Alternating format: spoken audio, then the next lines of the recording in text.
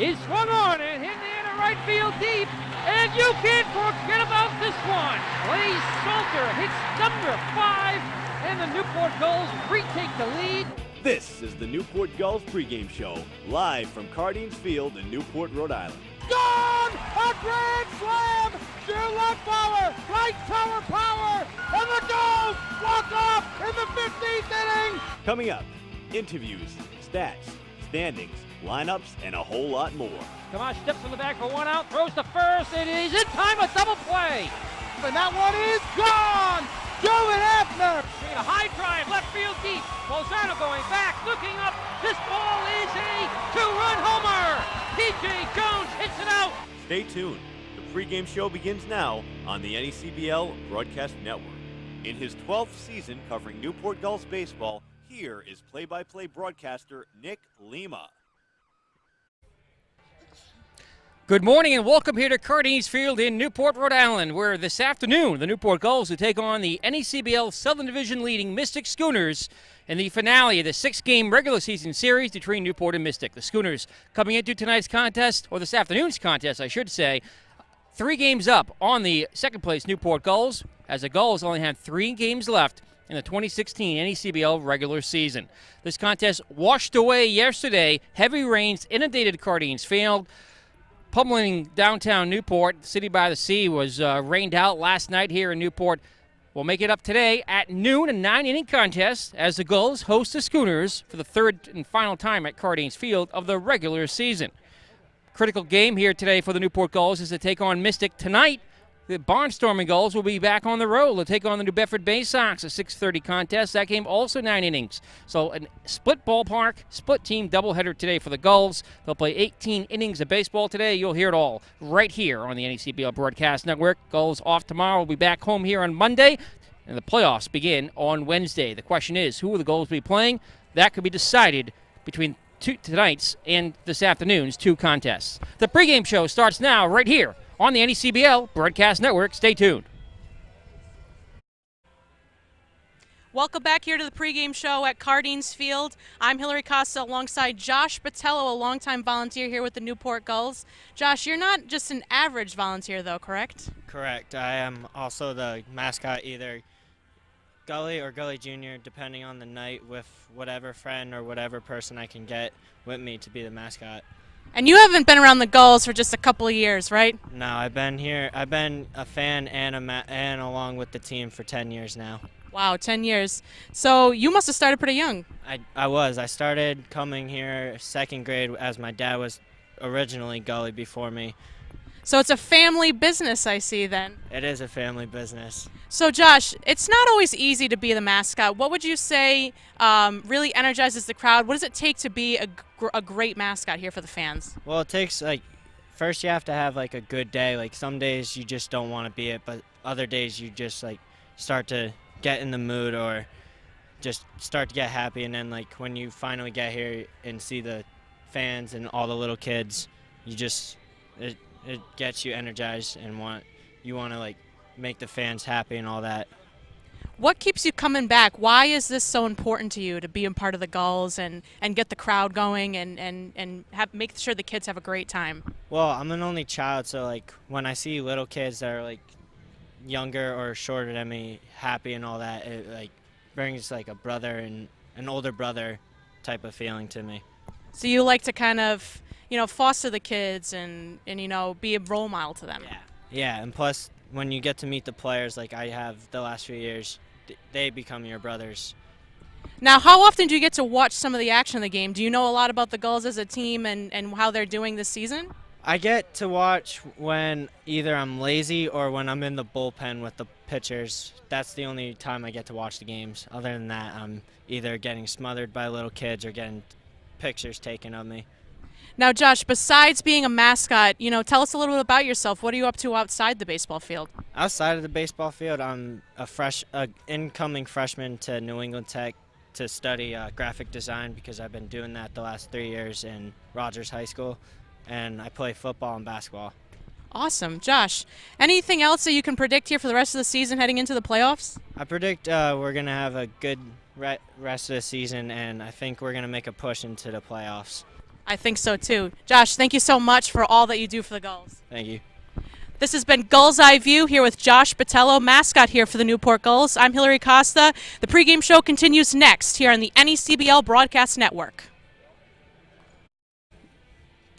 Welcome back here at Cardinals Field as our pregame show continues. Now time for the front office report, joined as we are every week by Newport Gulls member of the front office, joined today by Director of Game Day Operations, Will Topham. Will, how are you? Pleasure to be here, Nick. How are you doing? Not too bad. The Gulls heading into this afternoon's contest, a weird split doubleheader here today, as they'll be playing the Bay Sox on the road tonight and the division-leading Schooners here right now. This is a critical day for the Gulls season. Absolutely critical day. You know, we're trying to get into that first place position, and it's going to be a tough route to get there, but hopefully we can scratch out these wins here at the end of the year. We talked to Gulls General Manager Chuck Paver last week about any possibilities for deadline transactions, and he made quite a few, 4 in fact.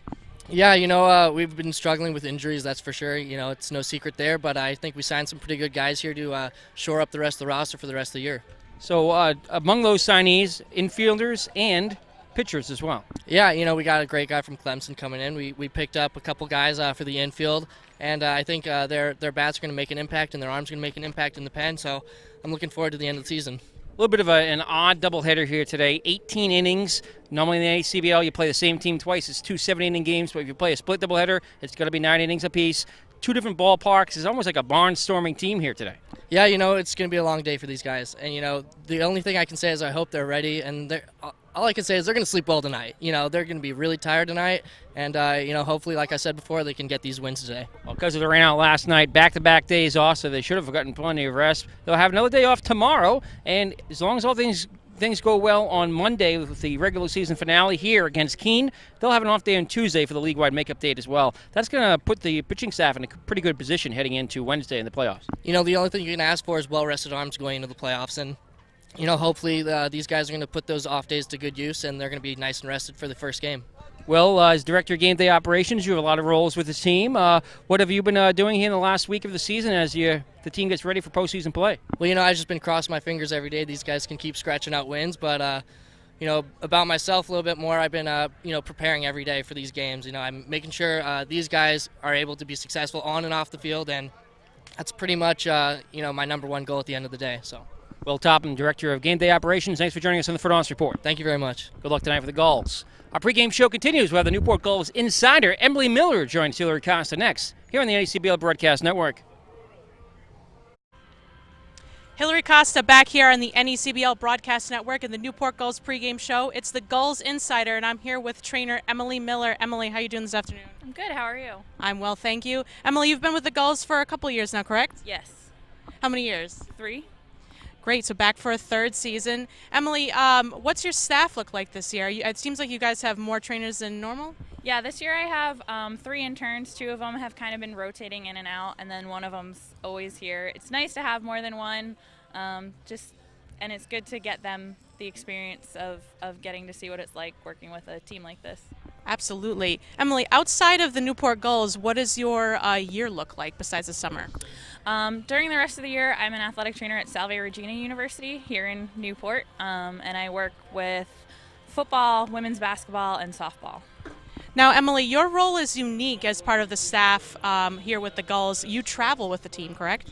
On occasion, I will, you know, depending on where they're going and if they need extra help. Some of the teams have in the past expressed that, like, you know, they're kind of like, oh, it would be nice if we had, you know, more help. So, you know, kind of go with them for stuff like that. So. Yeah, absolutely. I don't know if any of the other teams in the league have as much privilege to have someone like you on their staff to help out the players. Emily, with a doubleheader like this, 18 innings of baseball, what can you recommend to keep these players from getting hurt so close to the playoffs and just stay healthy? Well, the main thing for today is that since we're playing a doubleheader and we're starting game 1 at noon, it's going to be hot and humid, so you got to make sure you're hydrated and well fed because you don't want to get faint or dizzy, lightheaded, anything out there on the field. And the more ready, better hydrated you are, better your performance will be too. So, makes sense. And Emily, what's the overall health of this team heading into the playoffs coming next week? I think we're doing all right. We had a rough season with injuries, but at this point, I think we're we're figuring it out and we're doing okay with everything. So fingers crossed we keep everybody healthy for the rest of the season. Definitely keeping those fingers crossed. Emily, just a personal question. What keeps you coming back to work for the Gulls year after year? The environment. It's a great environment. Everybody's so, everyone is here because they want to be here. And it's awesome because, you won't find another team like it. It's a pretty special place. Absolutely. Emily, thank you so much for all that you do, and have a great day today. Thanks, you too. This has been Gulls Insider with trainer Emily Miller. The NECBL pregame show continues here on the NECBL Broadcast Network.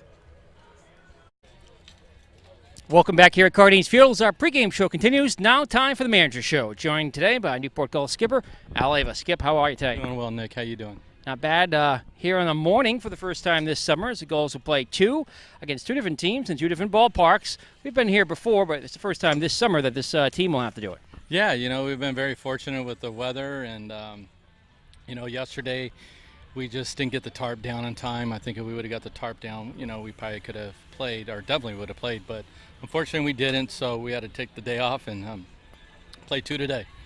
Gulls looking to get a win to lock up that second place position in the NECBL South, but there's still a small potential if with a win here today, a win tonight, another win Monday, and a couple of losses for Mystic, that first place spot could still be a possibility. Yeah, I guess what I'm looking at is, if we could win today or two today, and one on Monday, you got to win every inning though first.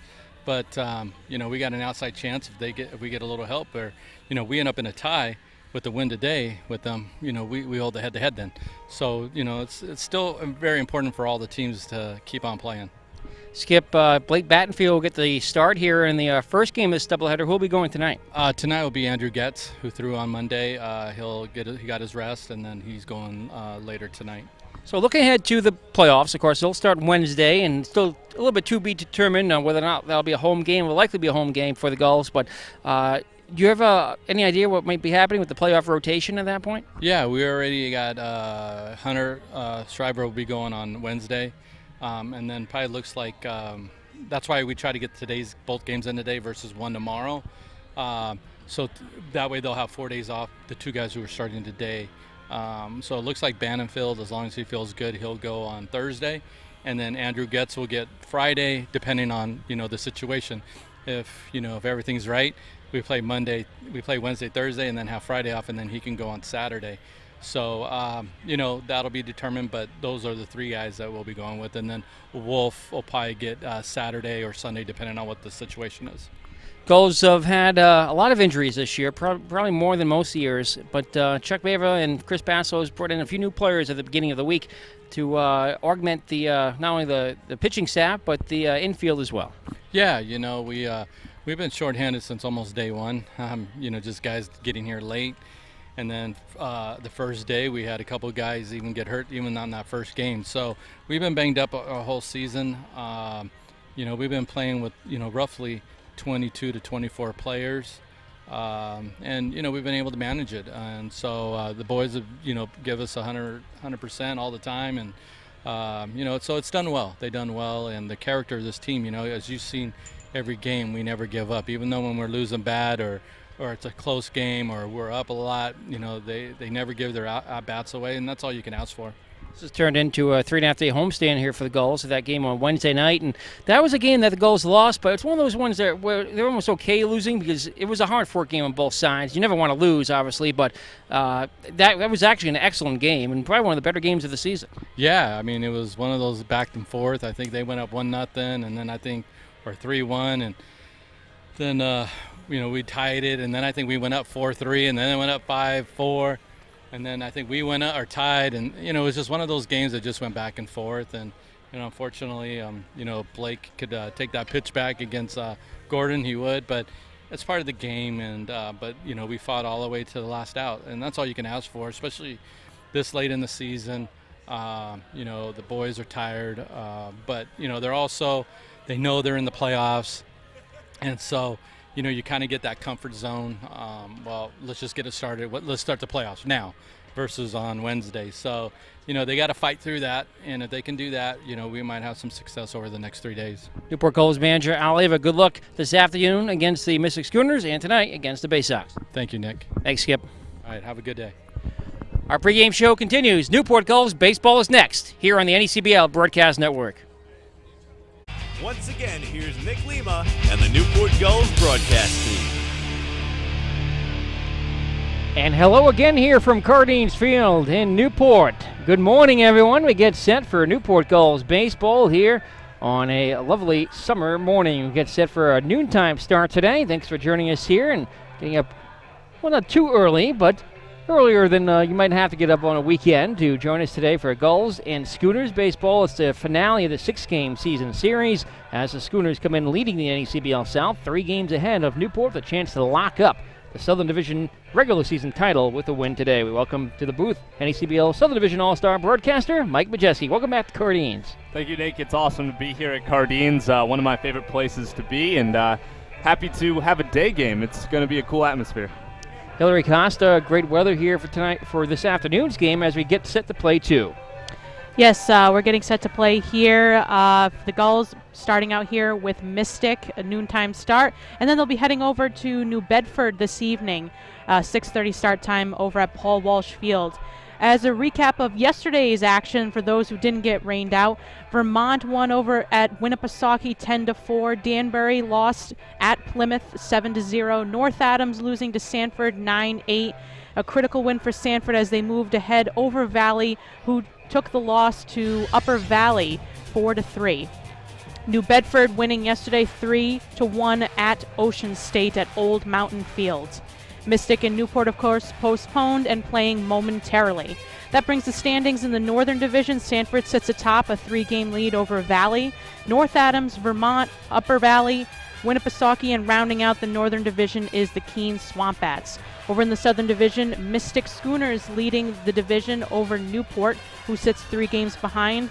New Bedford 6 games behind. Danbury and Ocean State 7 behind, and Plymouth rounding out the Southern Division 7.5 out of first. Back to you, Nick. Thank you very much, Hillary.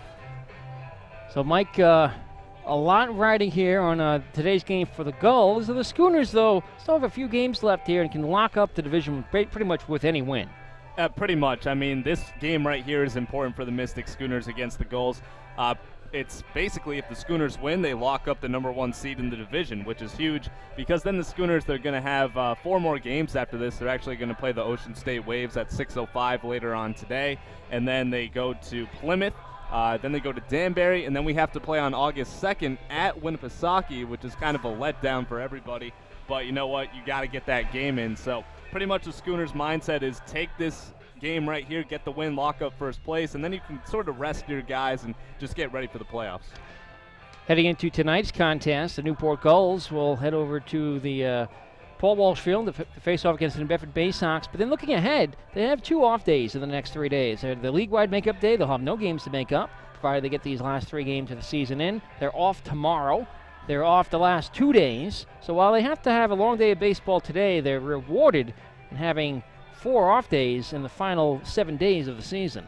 Right, that must be pretty nice for Newport. They get to hang out and spend their summer days in Newport getting ready for the playoffs, which is what both the Schooners and Gulls are going to be in. They've already locked up playoff spots, and it's kind of cool for the Schooners and Gulls because right now they're just sitting pretty. We knew that Schooners and Gulls are going to be 1-2 or flip it, however it goes, and then they're just kind of watching 3 through 6 kind of fight to the death for that final 2 playoff spots, and right now it's wide open. Any of those 4 teams can take those final 2 spots.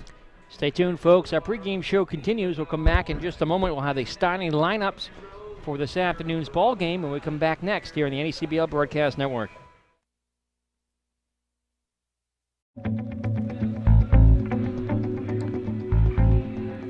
Welcome back here at Cardines Field as we get set for baseball. And of course, a few minutes late, as is usually expected with these noontime starts. Teams expected to take the field, and the Gulls defense will start warming up in just another couple of minutes. While we have a moment talking about the season series so far between the Newport Gulls and the Mystic Schooners. If this game was played last night, we're sure to have a big crowd here despite the weather. It was actually sunny last night, but the field was just flooded here yesterday. No opportunity really to get it ready prior to the start of the game. But it certainly would have been a playoff atmosphere here last night, and despite the fact that there won't be a big crowd here this afternoon, it's still a playoff atmosphere because, for the Gulls anyway, this is their last chance here to hold on to first place in the NECBL South. If Schooners win, as we mentioned here today, they lock up first place. No hope for the Gulls left to make up that 3-game disadvantage. Right now, it looks like Mystic is going to get the division pretty much no matter what. It would take exact set of circumstances for the Gulls to come up and tie Mystic and then have that tiebreaker. But by virtue of that tiebreaker, it's been a long road to get here this summer. The summer really has flown by, and the Gulls and the Schooners have battled it out and had some pretty interesting games. Every single game this season between these teams has been pretty wild. I think most of them have been high scoring. I can only remember one game back at the Shipyard where Newport was really all over Mystic, and that was earlier in the season when the Schooners were off to their slow start. But besides that, the very first game we had that 12-inning affair where the Schooners were able to take it 12-11, I believe the score was. And it's just been a really fun series. As you said, this is a playoff atmosphere, 1 versus 2 in the Southern Division. You could argue the 2 best teams in the entire NECBL. I think the Sanford Mainers have something to say about that. But it's going to be fun. This could very well be a Southern Championship Series preview right now. Very possible, as the Newport Gulls, meanwhile, have 3 games left, and they have 2 wins to get. Every year in franchise history, 15 years in a row, they've made it to the 25-win mark. Wow. Which is a pretty much unprecedented record of success in summer baseball. 15 years, 25 wins each season. Now, they've gotten right to that 25-win mark 4 or 5 times. They've exceeded it the remaining years, but they have a little bit of something to prove here these next 3 games to win 2 out of 3 and become the 16th team in a row to get to that mark. It's really amazing just how successful the Newport Gulls have been throughout their history. I mean, 25 wins is either going to get you first or second place, and not a lot of times that you've seen Newport not being the home team in a playoff matchup. And right now it's looking like they'll get number 2, but trying to get to 25, they're going to be the home team for the first round matchup. And then if they play the Schooners in the Southern Division Championship, Schooners will have home field advantage. But you never know. Anything can happen in the playoffs, and the Gulls, of course, are looking to, ride that momentum into the playoffs. They got to get 2 wins to get to that mark. And for the Schooners, as I said, they got to play 4 more after this one. So they have a tough rest of the season at Plymouth, at Danbury, and then at Winnipesaukee. You never know how they're going to do, because if the Schooners win this game, they lock up first place. They can just rest everybody. But it's still going to be a lot of fun, and especially to see who gets that 3rd and 4th seed in the South, and the North for that matter. Yeah, very interesting race in the ACBL South right now, but every team is still in it.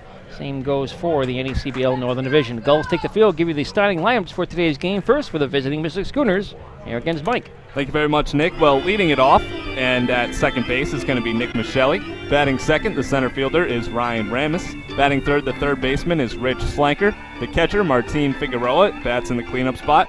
Aaron Hill, the shortstop, bats fifth. Brett Bond, the designated hitter, is batting sixth. Toby Hanley back in the 7th spot today. He'll play right field.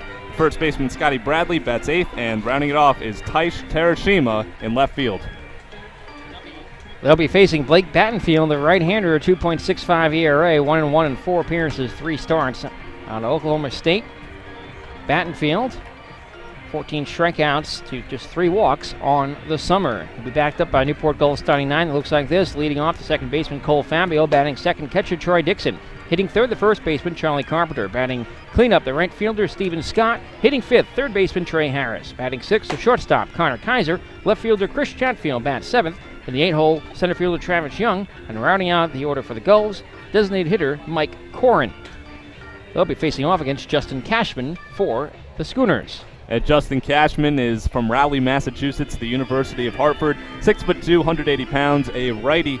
And he has pretty impressive numbers, 10 appearances, only 2 starts though. 1-1 record, 3.68 ERA, 22 innings pitched, and 14 strikeouts. But he did put up his best performance in his last start against Danbury, where he went 5 2/3 of shutout ball, only allowed 2 hits, and he struck out 6. So it was pretty interesting. The probable was supposed to be Doug Domnarski, and Domnarski's going to start Game 2 against Ocean State, so it's all on Cashman in pretty much the biggest game of the season right now for the Mystic Schooners. Gulls and Schooners getting set for baseball here. Umpires for today's game, calling balls and strikes behind the plate. Dan Henry makes his debut here at Cardines.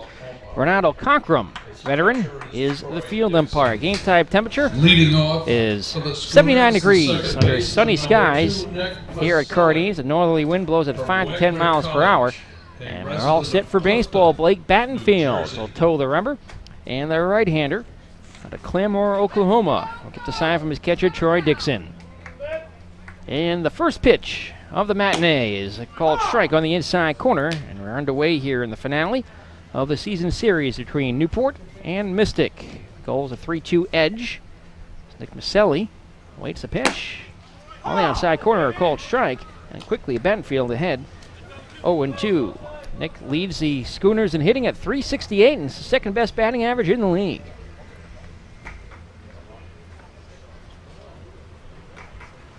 The 0-2 pitch. Breaking ball right down the middle of the plate for strike 3. Fandom looking on 3 pitches. Maselli, first strikeout victim for Battenfield. The Schooners come into this game hitting .292, best batting average by far in the NECBL. That's exactly right, and the Schooners pretty much lead every single offensive category. Batting average, runs scored, on base percentage, number of walks. They're second in stolen bases. They lead the league in doubles as well. This pitch is fouled away, and 0-1. And here's a guy who's been red hot at the plate, Ryan Ramis. Last game against the Keene Swampets went 3 for 5 with a 2-run home run. The day before went 4 for 4 with a 3-run home run. Next pitch is low. I'll leave the count at 1-1. And Ramis had been batting 8 or 9 in the lineup, and with his really 2 nice games, he's bumped up to the number 2 spot. Battenfield's pitch is foul left side, 1-2. So it hits the netting. Cameron's back onto the field. A few dozen fans in the stands here tonight. We'll probably see a couple hundred before this one is over. So meander their way in. A busy weekend here in Newport, as most weekends in this city are. The pitch, foul tipped around the plate area. Count remains 1-2. The Newport Folk and Jazz Festivals this weekend. There's tens of thousands of people in town for those over at Fort Adams. This is the only weekend game the Gulls will play this summer at home, other than the All-Star game, the 1-2. That's low, ball 2. Well, it seems like so much is going on around Newport. I remember during the All-Star break they had that tennis tournament. Newport was actually absolutely crowded. Same thing today. I was trying to get here at 10:45 this morning, but I got here around 11:15, backed up trying to get over that bridge. So they have the Black Ships Festival here around that time, too. The 2-2. Hit on the ground towards the right side. Fair territory. It's going to be scooped up by Carpenter. Flip to the pitcher covering the bag in time for out number 2. 3-1 on the ground. Out. Set the defensive alignment for you for the Newport Gulls. Is Carpenter over at first base. Fabio at second. Kaiser the shortstop. Trey Harris gets the start at third. Outfield from left to right. Chris Chatfield, Travis Young, and Steven Scott. Troy Dixon catching Blake Battenfield. First pitch swinging and missing is Richard Slanker. Falls behind 0-1. Slanker second on the team in batting average at .353. That's 5th best in the NECBL. And the 0-1. Called strike on the outside corner, and Battenfield looks sharp. Well, the Schooners, as we mentioned, .292 team batting average. Michelli, Slanker, Toby Hanley, and Chase Lunsford all in the top 10 in batting average in the league. 0-2 pitches, swung on and lifted out to deep left field. Chatfield racing back, Stowe going back to the wall, looking up, and this one is out of here. Solo home run, Richard Slanker hits it out towards the left. It just did clear the top of the fence out there in left field and gives the Schooners an early 1-0 lead. Really great start for Slanker right there. That's going to be his 3rd home run of the season, and he extends his team-leading RBI total to number 30 right there. 1-0 Schooners. Great way to start it off. Batting fourth, the catcher, number 16, Martin Figueroa. 30 RBI on the season for Slanker. Resides in I'll bring up Martin Figueroa. Comes in hitting .308. And waits the pitch. Fisted foul around the plate area, 0-1. Well, here's another guy who's been really good at the plate for the Schooners. It seems like everybody has been. Martin Figueroa, he's gotten his batting average above 300. He's hitting 308, leads the team with 6 home runs, 22 RBIs, 9 doubles, and a triple for Martin. Batting field's 0-1. Off-speed pitches smacked out towards the right side, but Fabio has it on a tough hop, throws over to first in time for the out that retires the side. Good play for Cole, and he snagged that one on a backhand. But a solo home run for Slanker gives the Schooners a 1-0 lead. And after half an inning from Cardines Field here in the matinee, Schooners 1, the Gulls coming to bat on the NECBL Broadcast Network.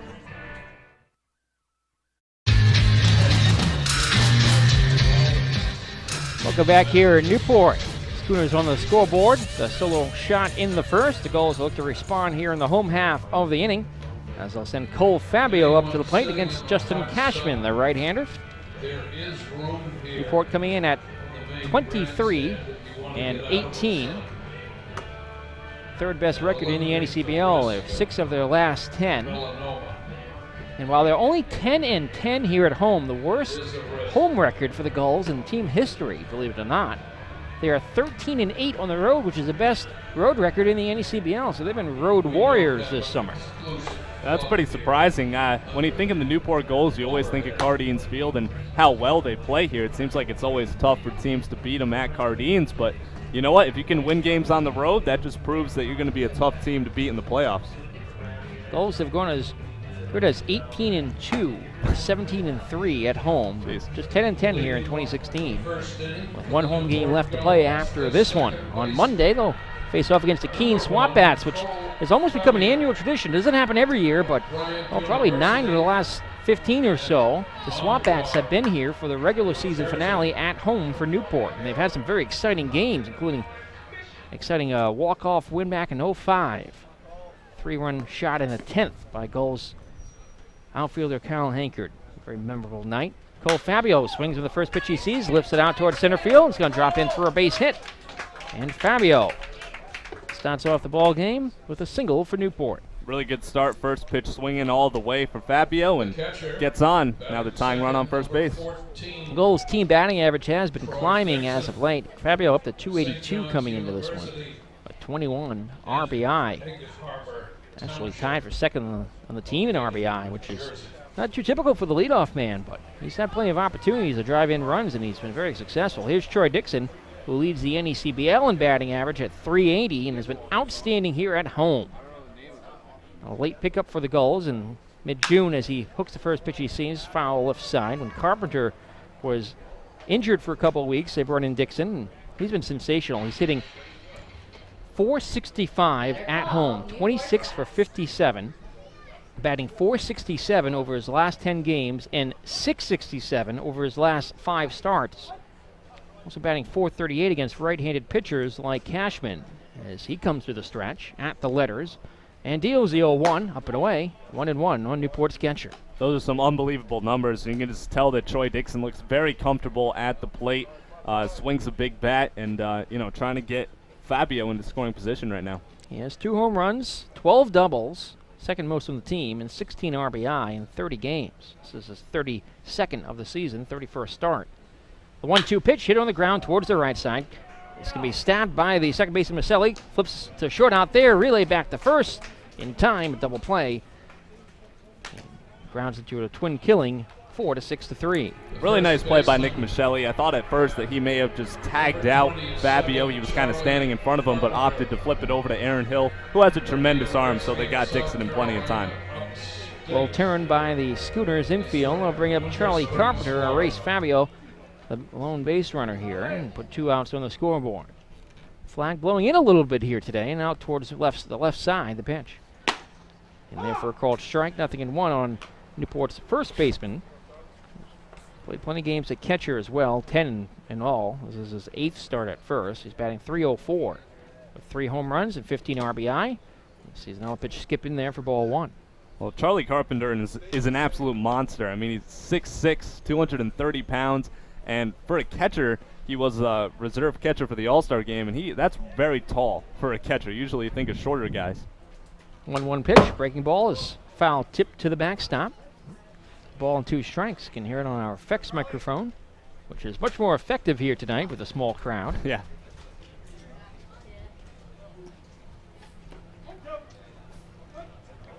Cashman ahead of Carpenter, 1-2. The pitch.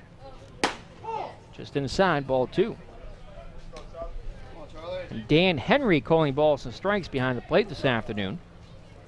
Bernardo Cockrum is the field umpire. 2-2 pitch, swung on and missed, strike 3. Carpenter fooled, and that's going to do it. First strikeout for Cashman. A double play ball gets him out of an early jam in the first. He's faced the minimum after 1 complete from Cardines Field. Mystic 1, Newport nothing on the ACBL Broadcast Network.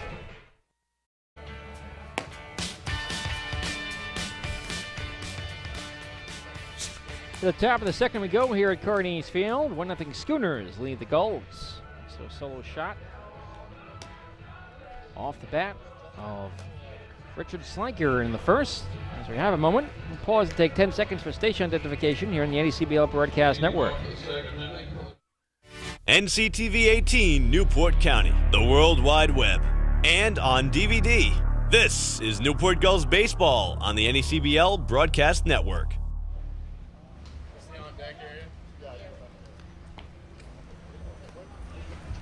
Aaron Hill, the veteran of the NECBL, will step up here in the second to face Battenfield.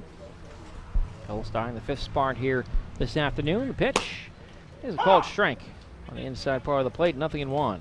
Now Aaron, now a 3-time NECBL All-Star, and he has kept his streak alive where he has reached base in every single game that he's played this season. I'll get you that number after that pitch. 0-1 pitch in there, called strike, 0-2. Aaron Hill has reached base in all 35 games that he's played this season. That is sensational.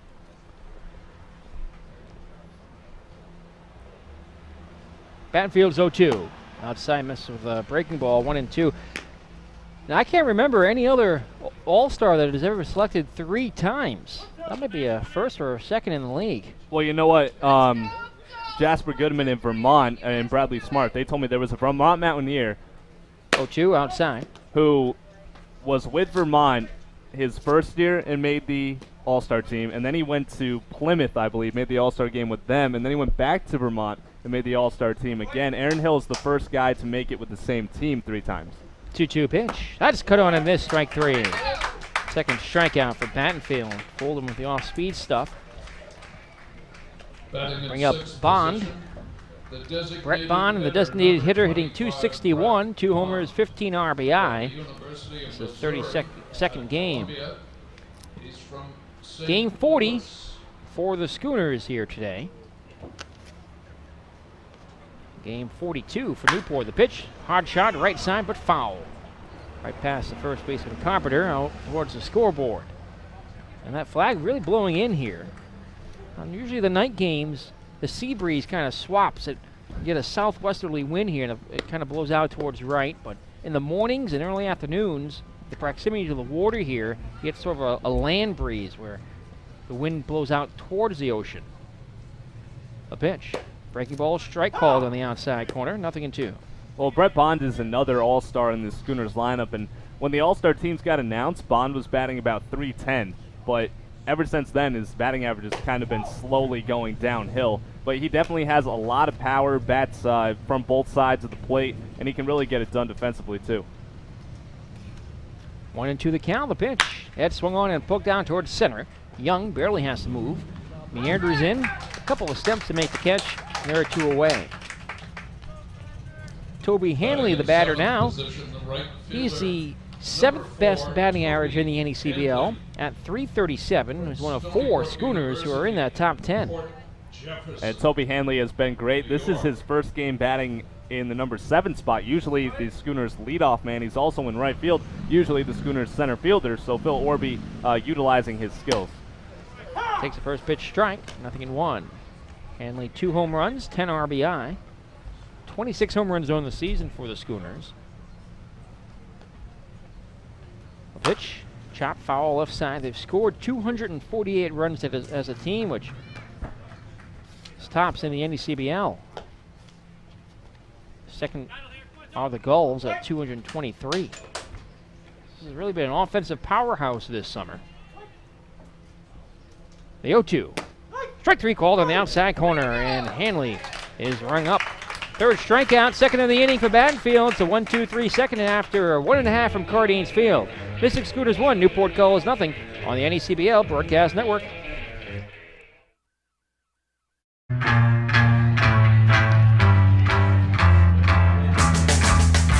Oh, beautiful sunny afternoon here as the fog continues to blow in here. This early afternoon game at Cardines Field. Newport and Mystic playing a full 9-inning contest. And then the Gulls will head on the team bus at 4 o'clock, head over to New Bedford for a 6:30 regularly scheduled game against the Bay Sox. Sports moment. I'll give you a very quick legal reminder from our friend Robert Massey.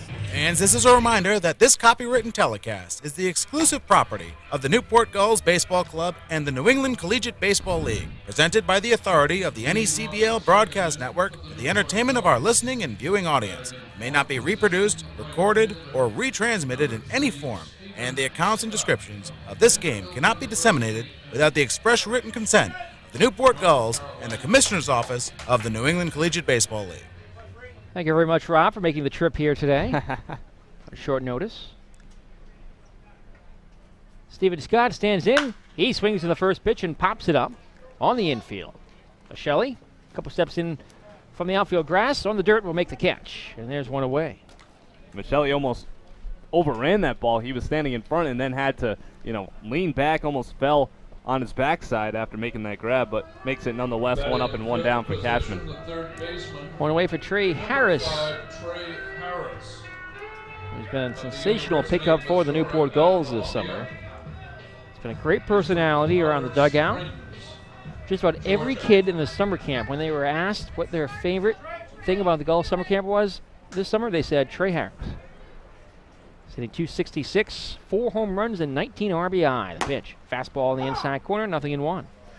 Yeah, well, as you know, I'm all over your guys' YouTube page. I'm looking at all your games, and Trey Harris just seems to be, the life of the team, the life of the party, the big team chemistry guy, and you got to like that. It really lifts everyone's spirits. 0-1 breaking ball in there for a strike, 0-2. And he is a teammate at the University of Missouri with Schooners catcher Brett Bond. Cashman rocks back, kicks, delivers the 0-2 breaking ball, hit off towards the right side up the end of the bat of Harris. Shelley has it, scoops it up, throws the first, 2 away. Now, Hillary, you've been around the team a long time, and there's been a few players over the years who have that spark and personality. It seems like every year there's at least 1 or 2. I remember specifically the 2014 championship team was definitely a big character team. They actually wanted to run the broadcast and do the pregame show more than we did, I think, sometimes. Steve Anderson, Trace Tamsing. A lot of times those returning guys are a big catalyst too, as Connor Kaiser takes the first pitch inside ball 1, although this year, it's the first year the Gulls didn't have any returning infielders or outfielders or position players at all. Only pitchers came back. The 1-0 is in there. Well, Skip's in there for what would be a ball, but he offered. Rung up by Cockrum down the first base line, 1-1. He did offer. I think that's a key to the Gulls' success over the years, is just returning players and the spirit of the team and who the Gulls are, and think of all the traditions that have come along, standing on the dugout fence. 1-1 pitch, chop foul, third base side. I think that's just a huge part. Returning players are, they get the other new players to trust the coaches, and this is a system that works, and they mentor the other players. Definitely a huge success point for the Gulls. Cashman has a signing legs from Figueroa and deals the 1-2 pitch outside. 2-2 on Newport shortstop Kaiser. Comes in at 230. 2 home runs, 11 RBI, 4 doubles. 2-2 is lined right to the third baseman. Slinker barely has to move to make the stab. It's a 1-2-3 second. He's faced a minimum now through 2, and after 2 complete from Cardines Field, Schooners 1, Gulls 0 on the NECBL Broadcast Network.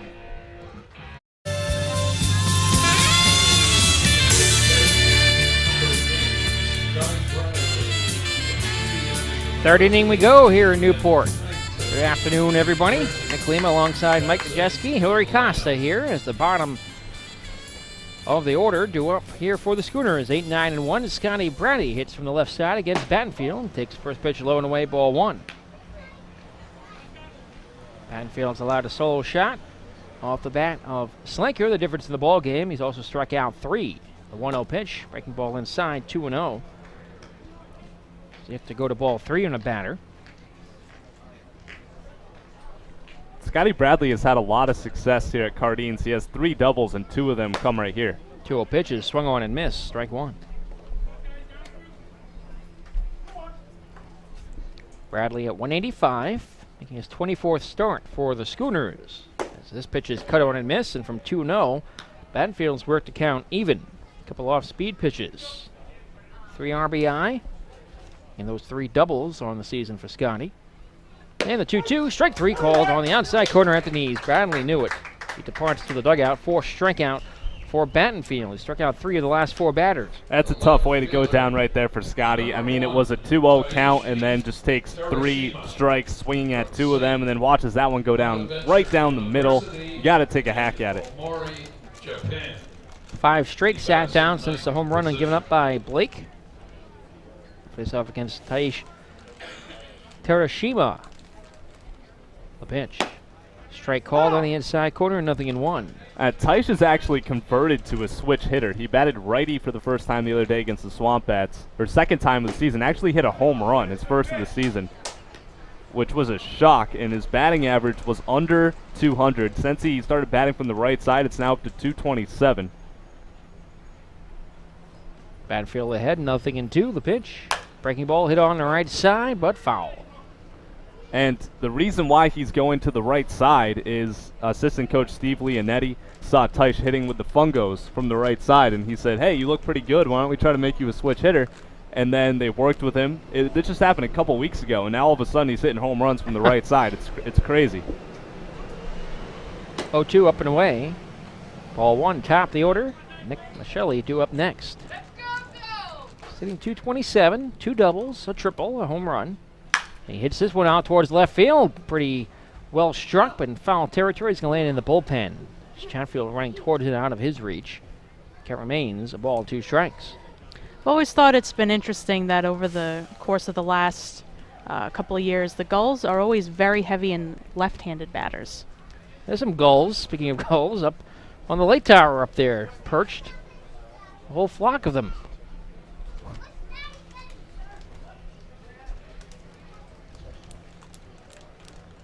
They're out straightaway center. 1-2. Hook foul off the light tower on the left side. Terashima battling with Battenfield here.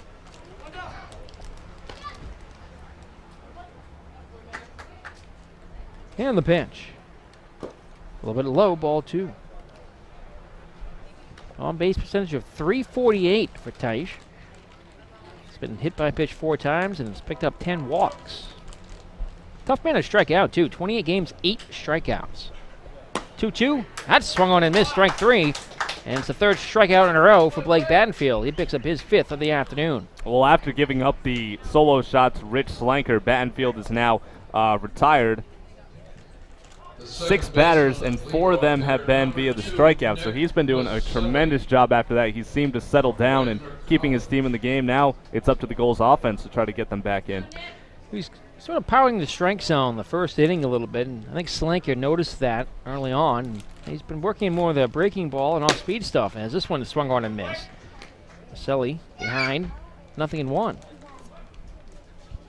Came in hitting .368, again, second best batting average in the league, only second to Newport's Troy Dixon at .380. The 0-1. Breaking ball outside. Ball and a strike. Maselli has started 37 out of 39 games now that he's played.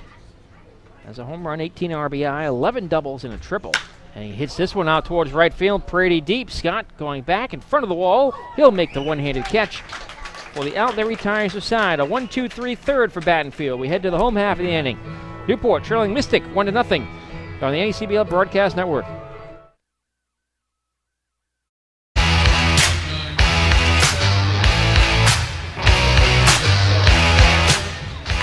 Bottom of the order, drew up for the Gulls. Chatfield Young and Mike Corrin face Justin Cashman. Newport trying to get on the scoreboard here, trailing 1-0. A hit apiece for both teams. The pitch from Justin is hit up the middle The shortstop has to wait for it. Now throws over to first in time for the inning's first down. Hill had to almost wait for that ball to come at him and didn't want to overrun it. Well, it was going up the middle, it looked like, and then the ball had a lot of spin on it and bounced back toward Aaron Hill. That's a good job by Hill to realize it was coming to him. But the Newport Gulls have been very aggressive at the plate. A lot of first pitch swinging. Cole Fabio in the first inning, first pitch swing, got it off with a single. Chatfield almost did the same thing. 6-3 in the ground out. I'll bring up Travis Young.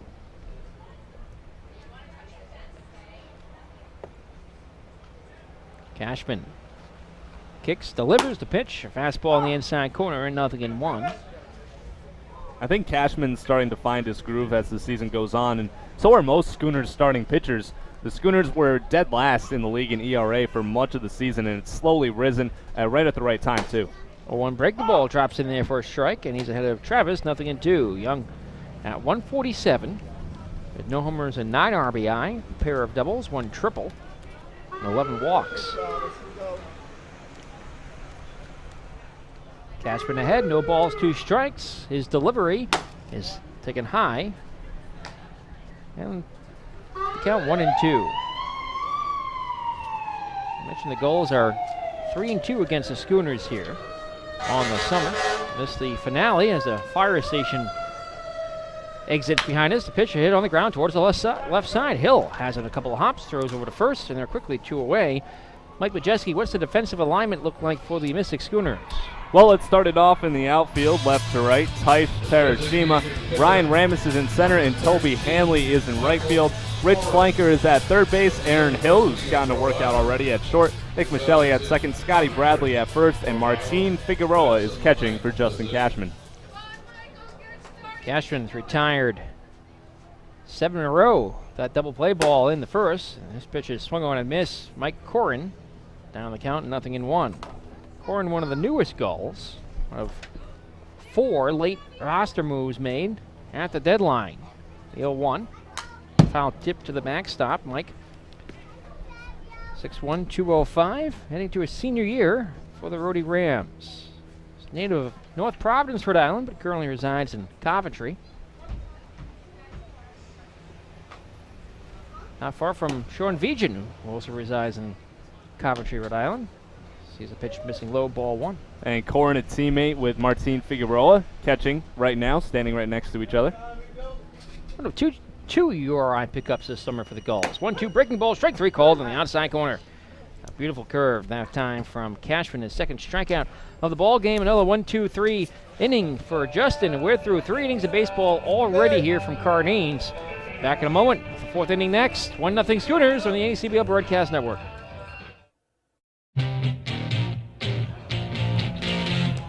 Welcome back here at Cardines Field this nice afternoon. This is not the only game going on around the ACBL. Hillary Costa, what else is happening? Hey, Nick. So Valley is now up 1-0 at Sanford. This is a crucial game. They're in the top of the second. Valley, of course, just 3 games behind Sanford in second place there in the Southern Division. So the Northern Division. So we'll take a live look into that game coming up later in this broadcast as we head here to the 4th. 1-0 Schooners lead the Gulls. Here to take you with a play-by-play story for innings 4, 5, and 6. The voice of the Schooners, Mike Majeski. Thank you so much, Mick. Ryan Ramis is going to lift this one foul territory left field side, and it's going to get down out of play. The count is 0-1. Battenfield has now retired 7 in a row, and he's picked up 5 strikeouts on the night.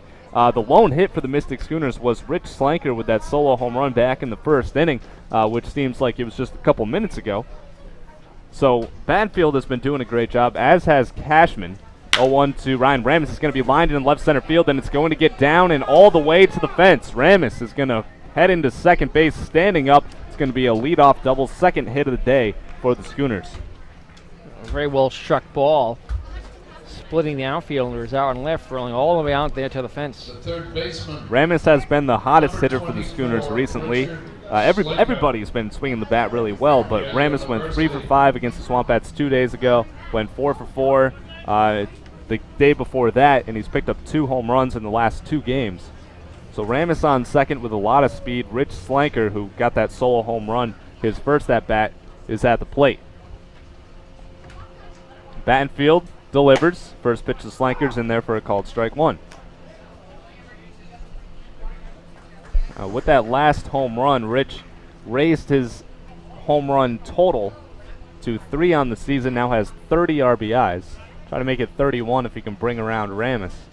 0-1 is going to be grounded into right field, and they're going to hold up Ramis at third. It's going to be a single for Rich Slanker. He's now 2 for 2 with a home run and a single. Runners on the corners with nobody out.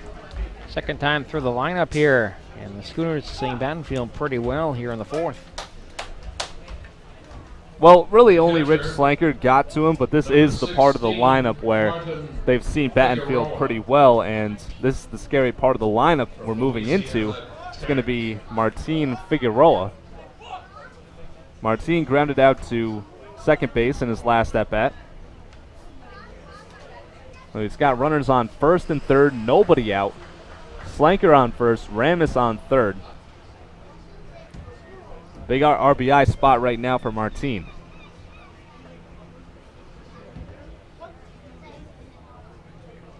Battenfield trying to get out of this jam. First pitch to Figueroa. He's going to step off, looks toward third, turns around to first, no throw. Big time game for the Mystic Schooners, trying to clinch the #1 spot in the Southern Division. The Gulls trying to get a win and stay alive and keep their chances alive for that #1 spot. First pitch to Figueroa is a little bit low, counts 1-0.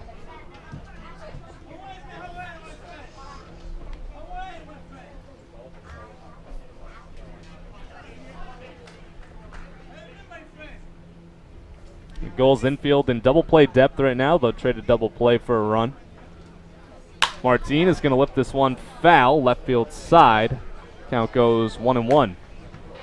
Correction, please. Martin Figueroa is from the University of Rhode Island and Elizabeth, New Jersey, which is a hell of a long distance from Louisiana.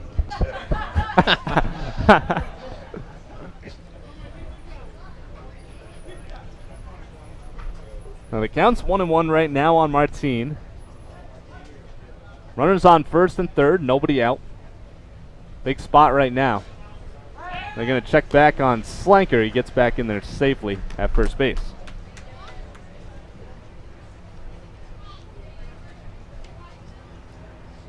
Schooners coming in today, best record in the NECBL. Sit at 25-14. The Gulls just 3 games back, 23-18. Sanford Mainers hold the second best record in the league, 25-15. And they're in action right now against the Valley Blue Sox, as you guys talked about. Counts 1-1, Battenfield really taking his time, kicks, delivers. Martin swings and misses, counts 1-2.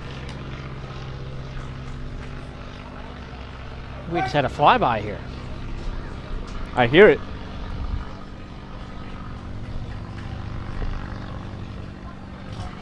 It's a big spot for Battenfield, trying to, if he can get a strikeout, infield pop-up, a lazy pop-up, that'd be the best case scenario. Counts 1-2. And they check back on Slanker. It seems like Battenfield really taking his time. He doesn't really want to face Martin right now. It's a big spot. He's gotten touched up pretty good in this inning. A leadoff double by Ramis and then a single for Slanker. 1-2 pitch. Martin fouls this one straight back, staying alive. We'll do it again at 1-2. That's going to bring out Troy Dixon, the catcher, to go have a talk with Battenfield. Talking over some strategy. It's kind of cool having a day game here at Cardines. I like it. It's not something we're used to, but yeah, it's nice for a change. Reminds me of the All-Star weekend when we were here very early and it went all day into the night. But this one will still be daylight by the time this game's over, and then both teams will have to play another game. Schooners will face the Ocean State Waves, 6:05 start at Fitch High School. Waves have been plummeting recently. This one is going to get by the catcher. Martin didn't touch it. Sliding in safely is going to be Ramis, and he will score on the wild pitch. So Martin Figueroa is going to go down swinging as first base was occupied. Slanker to second. So Martin is out on the strikeout. Ryan Ramis scores on the wild pitch, And Slanker to second on the wild pitch. Hill. Thought for a second Martine got a piece of it. And now it's 2-0 Schooners. And here comes Aaron Hill with runners on second. Just that runner on second.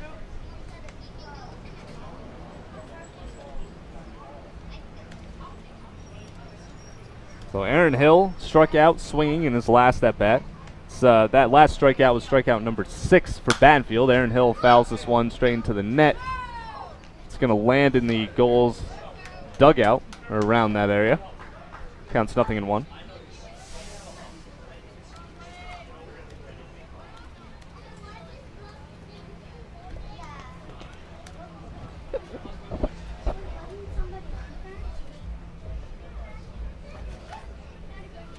Banfield really taking his time now with runners on base. Delivers. This one's going to miss low and outside. Counts even 1 ball and 1 strike to Aaron Hill. Talked to Gulls manager Al Liv in the pregame show about the Newport Gulls potential rotation for the playoffs. And they're looking at Hunter Shriver as the number 1. And Banfield could be right there, slot behind him. This will be a last opportunity to tune things up here for the second season. 1-1 pitch to Aaron Hill. Low and away. Counts 2-1. Newport's going to be a very tough team to beat in the playoffs. I mean, right now, third place is the New Bedford Bay Sox, and really all those teams are tied. New Bedford, Ocean State, and Danbury all tied right now. And then Plymouth, just a game and a half. Actually, New Bedford's a game up on both, or a half game up on Ocean State and Danbury. This one's in there for a called strike. We're even 2-2. And New Bedford in third place, 6 games back, and then both Danbury and Ocean State are 7 games back, and Plymouth a game and a half back of third place, just a half game back of fourth place. So we don't know who we're going to be playing in the first round. Very unsettled. Aaron Hill lifts this one into center field. Under it is going to be Travis Young. He'll make the grab, tagging and staying put at second base is going to be Slanker. So Aaron Hill goes down with an F8, and that's a big out number 2 right there for Newport. The designated hitter, number 25, Brett Bond, from the University of Missouri. The one team that I think, I don't know about you guys, but Schooners would not mind seeing Ocean State the way that they've been playing lately. I think Danbury is another team. New Bedford and Plymouth have given the Schooners the most trouble besides the Newport Gulls. And Waves really were the Gulls' nemesis all season. This one's high and away to Brett Bond. The count's 1-0. Well, yeah, I should say that too. The Waves actually hold a 3-2 advantage over the Schooners, but every time that those two teams played was early when the Waves were in first or second place. The Bay Sox have been the Gulls' nemesis as of late. I'll play them later tonight. They're a tough team. I think they're going to be tough to beat. This one's fouled off the leg of Brett Bond. Counts even 1-1 with 2 outs here in the top of the 4th. It's 2-0 Schooners. Slanker on second base. Ryan Ramis led it off with a double, scored on a wild pitch.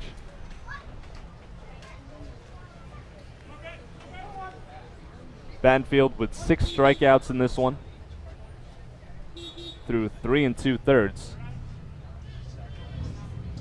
Pitch on the way to Bond. That one's going to miss low and inside, and the count goes to 2 balls and 1 strike.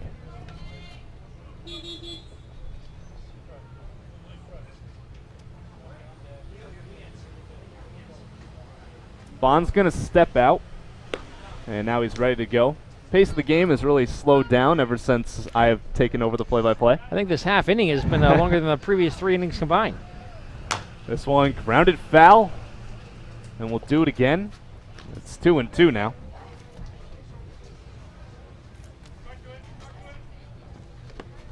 Now the Sunset League, Georgia Donnelly Sunset League, which plays here at Cardines on the days the Gulls don't play, they were supposed to have 3 games here today. They'll still have a couple, one at 4, one at 7. They were supposed to play today at noon, but those games got pushed back because of Newport and Mystics game right now. So there are other leagues going on in this field. Swing and a miss for Bond, swing, and that is a strike 3, number 7 for Battenfield.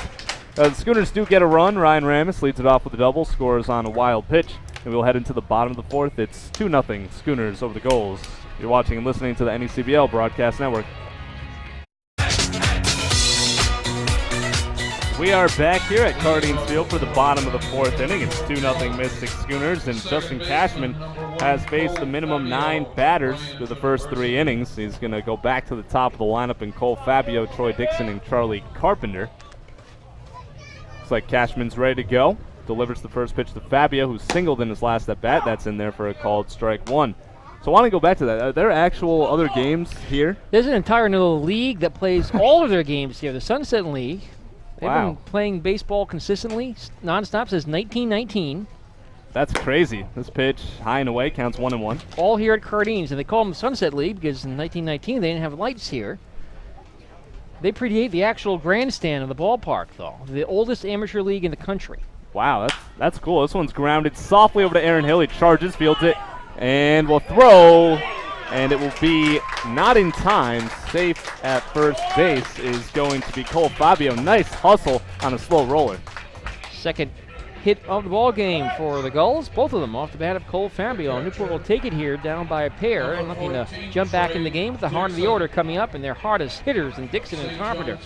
I'd love to know what level is this other league at? Well, the Sunset League, it's you get guys in their 20s, some of them in their low 30s. Matter of fact, a lot of the Gulls owners played in the league back in the 70s. So it's kind of like a men's league?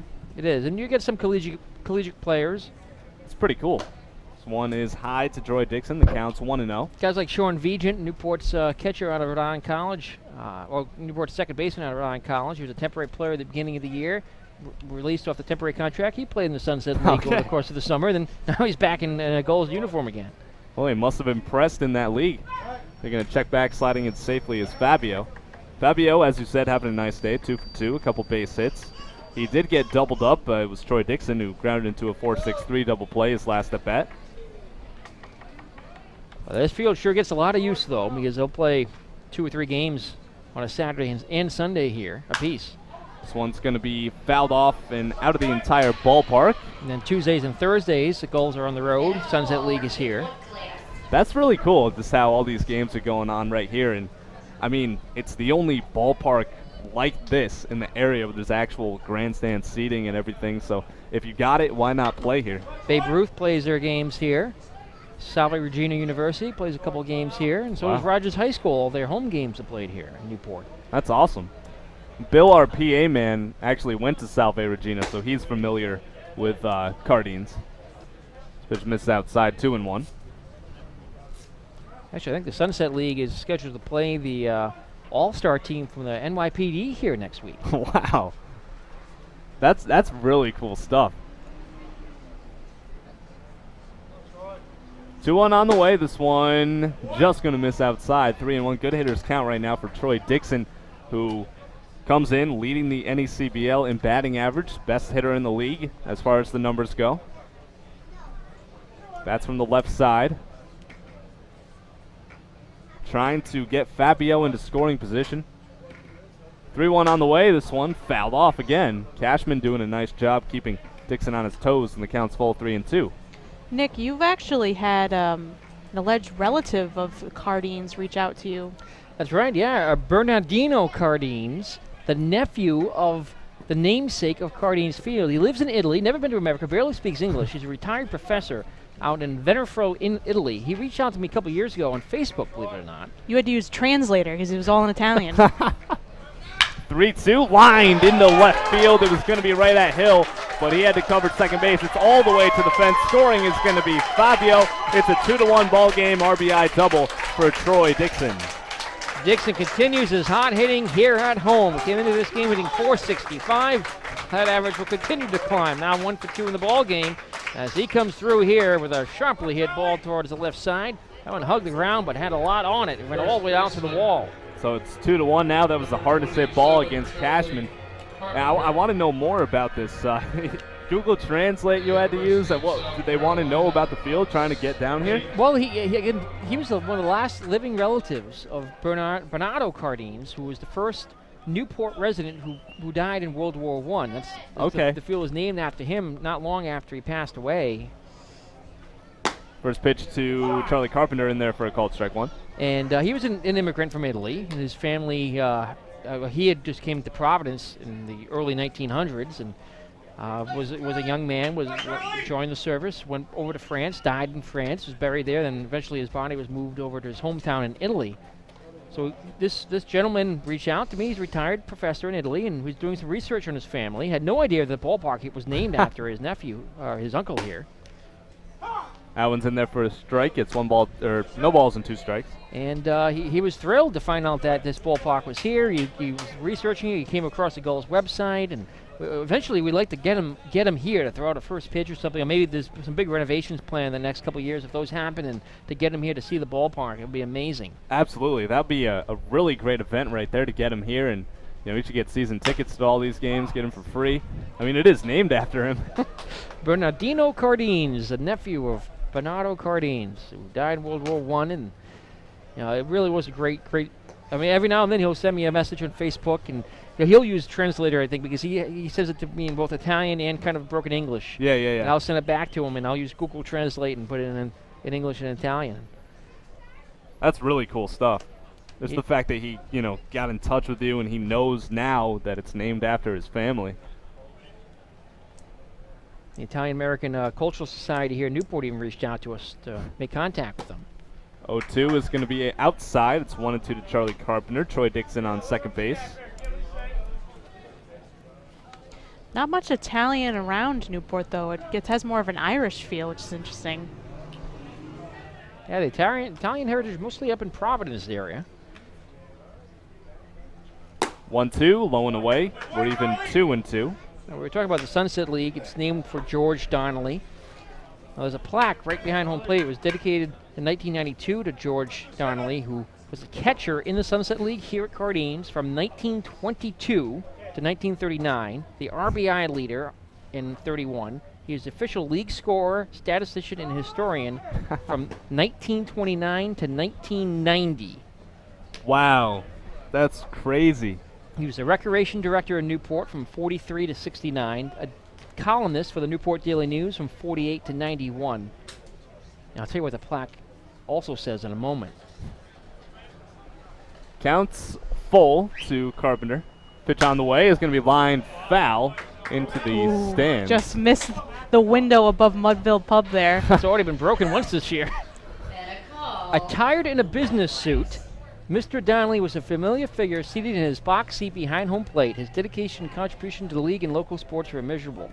So it's the George Donnelly Sunset League named for him. He played in the league for many years and kept it going for decades. He was a commissioner of the league as well. I'm just getting a Cardines Field history lesson right now. This is cool. This one's going to be lined to right center field, and it is going to be caught by Toby Hanley on the run. Beautiful catch by him. Usually the Schooners center fielder, so you know that he's good out there. And he makes the grab for out number 1. The ball was drifting pretty well off towards right center field, but didn't drift enough. Good hard-fought battle for Carpenter, but Cashman ends up the victor. So I was wearing a suit here at Cardines in 2004 during the broadcast. I had no idea about that plaque or that there was somebody that predated me who sat behind home plate in a suit for decades. I'm sure if you talk to Tom Porter, history major, I'm sure he'll know all about it.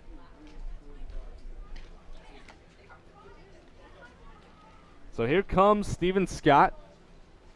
This pitch is going to be outside. I think Steven now second or third in the league in home runs. He's up there. He's right there at second in the NECBL home runs hit with 10 and 31 RBI.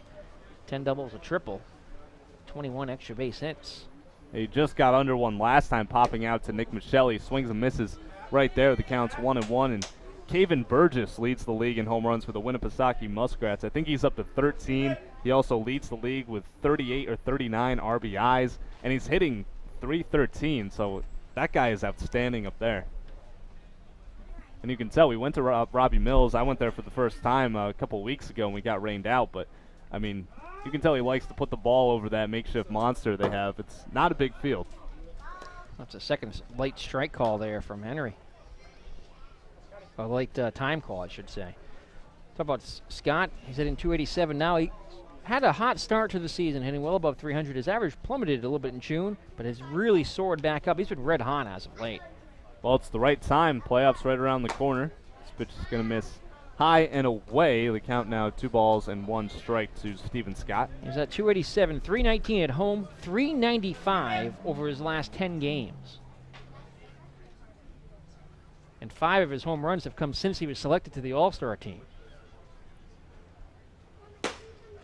Taken on the outside part of the plate for a strike 2 and 2. And Stephen Scott, I think the last time these two teams played at Fitch High School, he did get a home run. And I remember the night before, he actually hit 2 of them. So 3 in 2 days for Scott, right before the All-Star break. Trying to tie the game up with Dixon on second base. He's going to line this one to right field. Will it stay fair? No. Right down in front of the scoreboard. We'll do it again at 2 balls and 2 strikes. Gulls making solid contact in this inning. Fair or foul off of Cashman. And not too much action in the Schooners bullpen. A couple of guys tossing a baseball around, as they usually do. They like to have fun out there. Counts 2 and 2, 1 out, runner on second base. That's the tying run. This one's outside, and it runs full, 3 and 2. Third straight full count.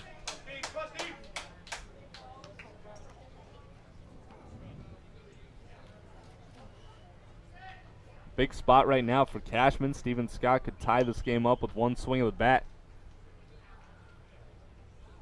Full count pitch. Popped up, and it's going to be shallow right field. Nick Michelli right out of the infield dirt makes the grab to second baseman for a big out number 2 right there. Second time he's popped up to Michelli.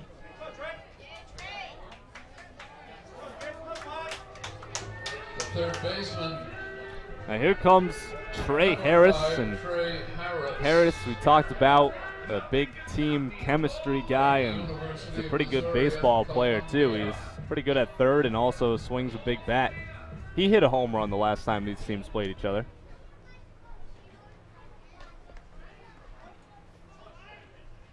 So Harris trying to tie the game up. It's 2-1 Schooners. Bottom of the 4th inning. Pace of the game has slowed way down. First pitch is going to be grounded softly over to Michelli. He charges fields and throws in time for out number 3. But the Newport Gulls do get a run in. Cole Fabio led it off with a base hit. Troy Dixon RBI double to bring in Fabio to make it a 2-1 ball game as we head into the top of the 5th here at Cardines. We'll take a break. You're watching and listening to the NECBL Broadcast Network.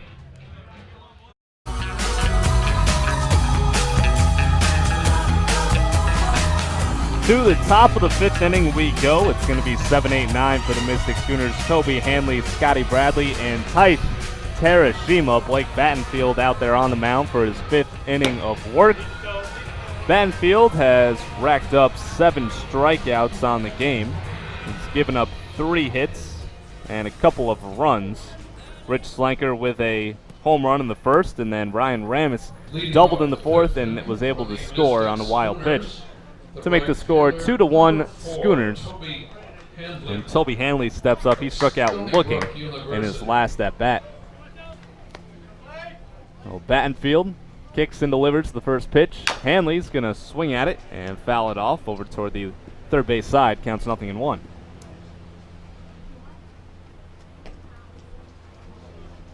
Toby Hanley coming into today with a .337 batting average, 9 doubles, a couple home runs, 10 RBIs. That one, nice pitch by Battenfield inside part of the plate, counts 0-2 quickly. Battenfield has looked very good against the 7-8-9. He struck them all out last time he faced them. 0-2, and there's another strikeout. Hanley loses the entire bat but goes down on strikes for the 2nd time. He'll have to go after it, kind of a scary moment. Good thing the fans are well protected here. So another strikeout, number 8 for Battenfield. Talk a little more about the history here at Cardines Field, built by the Works Progress Administration. The plaque on the behind home plate. 1935 construction began on the stands, but some of the backstop here dates back to the early 1900s. I'll definitely have to go check out all those plaques after the game is over, because, well, I have a feeling I'll be back here in a couple of weeks, or next week, as there's a strike right there to Bradley. It's 0-2. But definitely I want to get myself acclimated with all the history here.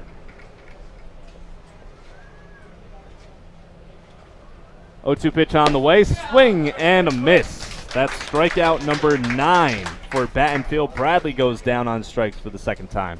3 strikeouts in a row going back to the 4th inning. And 4 of the last 5 batters. It's the second time in the ball game he struck out 4 out of 5.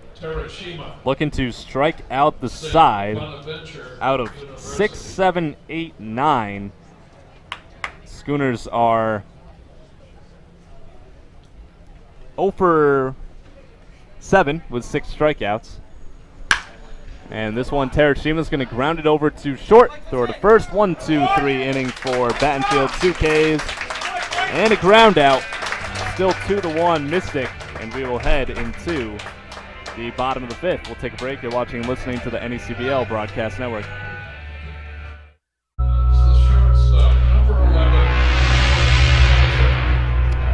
So it is going to be Connor Kaiser, Chris Chatfield, and Travis Young due up for the Newport Gulls here in the bottom of the 5th inning. Schooners lead it 2-1. Kaiser, the shortstop, he popped out to third base, or lined out, I should say, to Rich Slanker in his last at-bat. First pitch from Cashman runs inside for ball 1. Hey, going back to that stream not working, that's surprising. That's at Goodall Park. I mean, you would expect... they usually have everything together over there. This one's outside. Outside counts 2-0.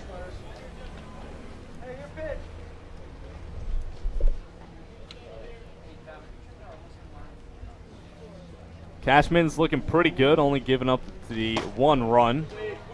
This one inside, quickly 3 balls and no strikes. Cashman so far 4 innings, giving up just 3 hits, 1 run, and struck out 2 batters. Working into his 5th inning, the longest he's gone is 5 2/3. There is a 4-pitch walk to lead off the 5th to Connor Kaiser. And that's going to bring up Chris Chatfield. Cashman had his best appearance in his last one. Went 5 2/3 against Danbury, pick up the win. Gave up just 2 hits, no runs, and struck out 6. Only 1 walk in that ball game. Schooners won 4-0. There comes Chris Chatfield with Connor Kaiser on first.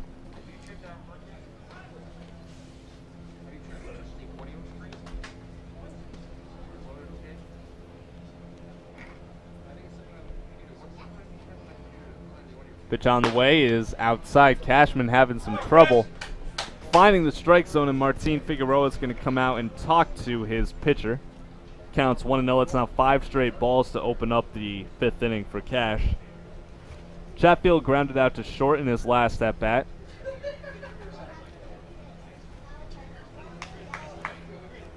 See, it looks like a pitcher is up in the Schooners bullpen. It might be Ryan Connolly. Just walking around. I don't think anything too serious right now. But Cashman gets a pitch that he likes. Kaiser takes his lead off first. Pitch on the way. Swing and a miss by Chatfield. Counts even 1-1. Good pitch by Cashman.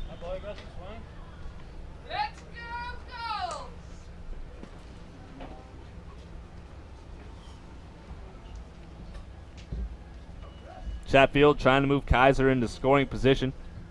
Kaiser is the tying run. Chatfield the go-ahead run. 1-1 pitch. This one popped up foul territory, and after 5 straight balls to open up the inning, Cashman works a 1-0 count to a 1-2 count. He's in front. Yes, Gertrude, we'll fix your pain. So a nice job by Justin Cashman here in the 5th inning, just trying to work through it quickly.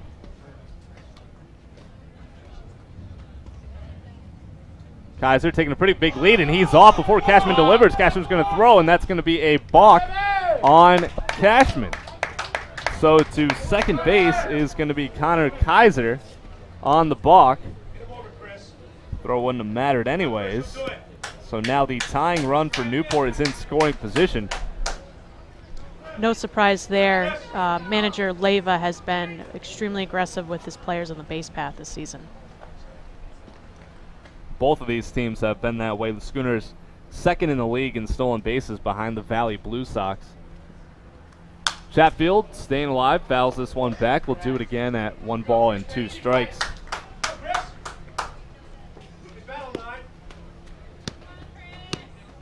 And it looked like Kaiser was just kind of taking a few steps here or there, trying to go, and then he just thought, why not? I'll just go, and Cashman didn't even start his motion. 1-2. High and away. Check swing, but he did not go around for Chatfield.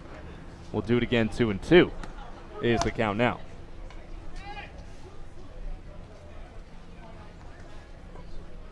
So Connor Kaiser, the shortstop, takes his lead off of second base.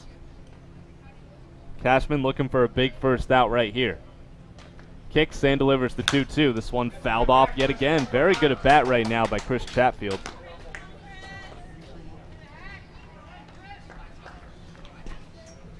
Cashman has been successful against the 7, 8, 9 guys. Chatfield grounded out to short, as did Travis Young, and Mike Corrin struck out looking.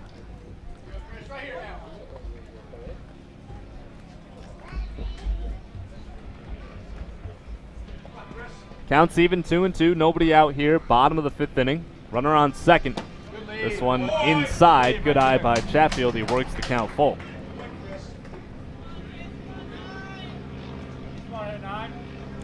The only other game is Valley and Sanford. They're tied at 1 in the top of the 4th now. Valley's going to go to Winnipesaukee, 6:05 start, and Sanford later today travels to the Keene Swamp. This one is ripped high and far and gone. A 2-run home run for Chris Chatfield, and the Newport Gulls are on top just like that, 3-1. Well, Chatfield battled, and he battled. And he's got the pitch he needed to hit out. Not a no-doubter off the bat of Chris Chatfield. He hits number 5, picks up RBI 22 and 23, and gives the Gulls their first lead of the ball game. As you said, first lead of the ball game for the Newport Gulls, and Schooners trail now 3-2. Newport's on top. Big game for the Gulls, big game for the Schooners. As we said, a playoff-like atmosphere of a ball game here, and that's going to bring up Travis Young, the center fielder. And that may do it for Justin Cashman. The entire infield surrounding him. Phil Orby, the head coach, coming out. No sign has been made just yet. Sometimes these Schooners will do this, or maybe they're just giving the guy in the bullpen some extra time to warm up. We'll see. Cashman was looking very good up until that point. Had only given up the 1 run on a couple of bad pitches to Fabio and Dixon, and now just misses. And Chatfield, as you said, a no-doubter over the right field fence.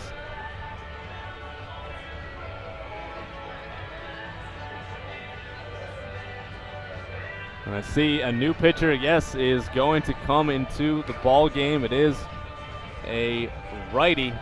Looks like that may be Matt Ardente coming in. I think that's going to be him. So let's take a break, and we'll come back with the new pitcher's information. It's now 3-2 Newport Gulls after Chatfield's 2-run homer.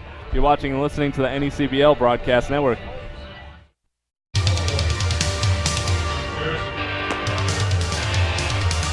Well, the Schooners drop the lead, and they bring in a new pitcher. It's going to be Matt Ardente. He's from Galloway, New Jersey, and Seton Hall University, 6'1", 190 pounds, a rising sophomore and a righty. Ardente has made 16 appearances, 2 starts. That's a 2-2 record, 5.09 ERA. He's pitched 30 innings, racked up 26 strikeouts. His last appearance was against the Keene Swamp Bats on the 28th. He pitched an inning and did not allow a hit, struck out 2 batters. Get to the final line on Justin Cashman. He went 4 innings, gave up 3 earned on 4 hits, struck out 2, and walked 1. So 1 swing of the bat, the Gulls had the lead back, and now it's up to Ardente to keep the score where it is and get the Schooners' bats up to the plate. And that was a tremendous at-bat by Chris Chatfield. Fouled off a number of pitches, worked the count full, and then got a pitch that he liked, sent it over the right field fence. This one's fouled back into the glove of Figueroa by Young. The count's 0-2. Still nobody out. Kaiser walked to lead it off, and Chatfield with the home run. Gulls have gotten at least a run in the last 2 innings now. 0-2 pitch, fouled off, and right into the wood, right above the fence in front of us, and the count's going to remain 0-2.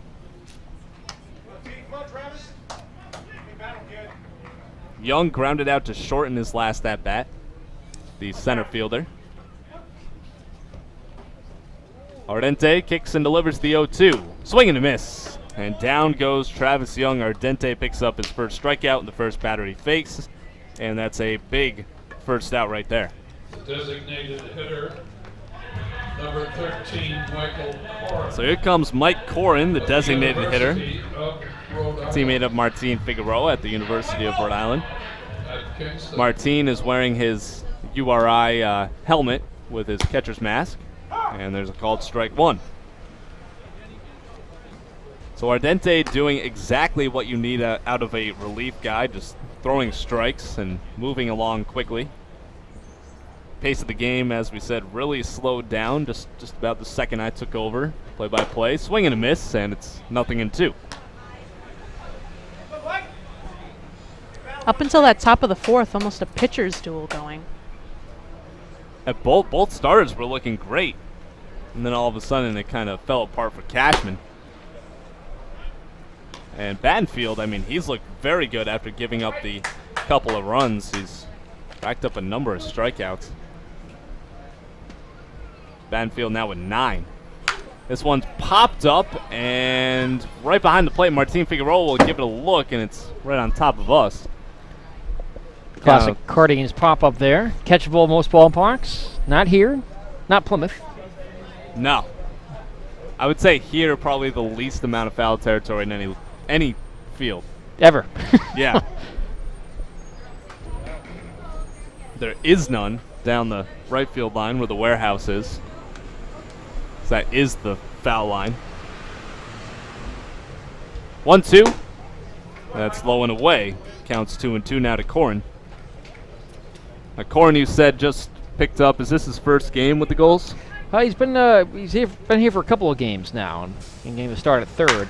Oh, this one hit deep into left field. Terashima looks like he has a beat on it. Gets under it, makes the grab for out number 2. That one looked pretty good off the bat, but it was deep, but not deep enough. Yeah, Corin's fourth game, his third start, and first in the DH slot. The second baseman. Added right on the deadline day, along with a pitcher and the reactivation of Sean Vigent. And the Gulls later that same day added their bullpen catcher to the official roster, Nate Calhoun at Rhode Island College.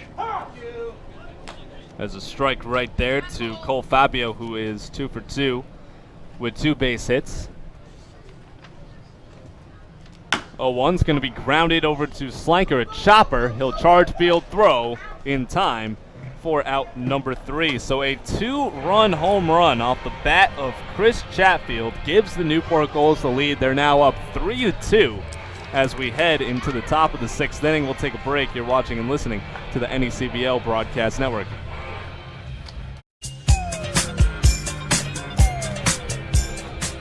To the top of the 6th inning we go.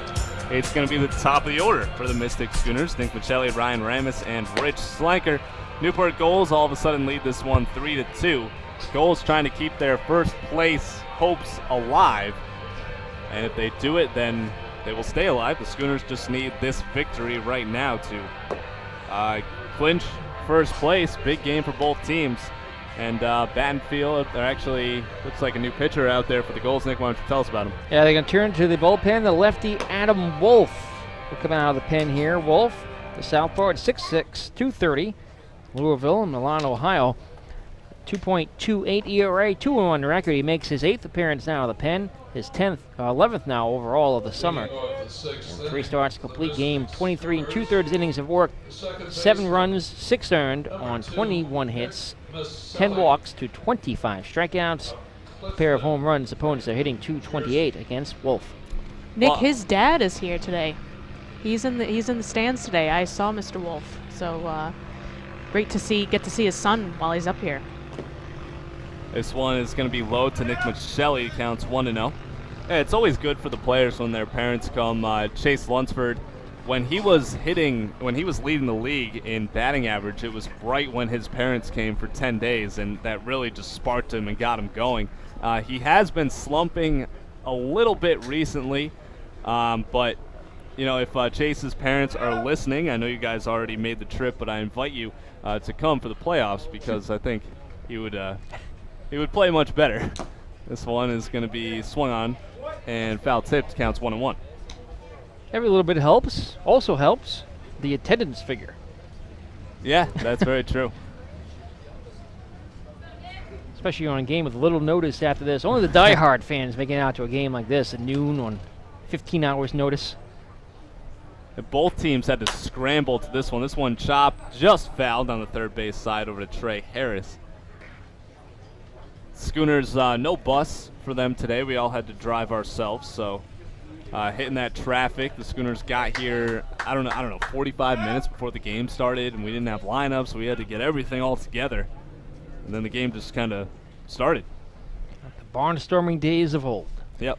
You can tell this game really matters to these players. A lot of hustle, even on foul balls that are absolutely foul balls. Oh, the 1-2 to Michelle is also going to be fouled, and we'll do it again. And I think the new pitcher into the game, a friendly sight for the Schooners because Battenfield was tremendous. He did give up the 2 runs, but just 3 hits given up, and he racked up 9 strikeouts through 5 innings. It's his game to win if bullpen holds the 1-run lead. 1-2, a little bit high. Good eye by Michelle. Count is even 2-2. Shelley does have 1 home run on the year. Not the biggest guy in the world, just stands at around 5'9". 170 out of Wagner. 2-2, swing and a miss. Down goes Nick Michelle. He is now 0 for 3 on the day, and Wolf picks up a strikeout, the first batter he faces. So good start for him, and now bring up Ryan Ramis. The center fielder. Ramis is 1 for 2. He doubled in the 4th and then came around to score on a wild pitch. From Freehold, New Jersey. Ramis may be the fastest player on the team. This one is going to be lined fouled on the third base side. Counts 0-1. He also may have the best arm on the team. I think he's an underrated Schooner that doesn't get as much credit as he deserves. He's a tremendous player. Because when you think of the Schooners, you think of, Aaron Hill, Toby Hanley, Nick Michelle, all those guys. There's a strike. It's 0-2. But Ryan Ramis definitely making a name for himself.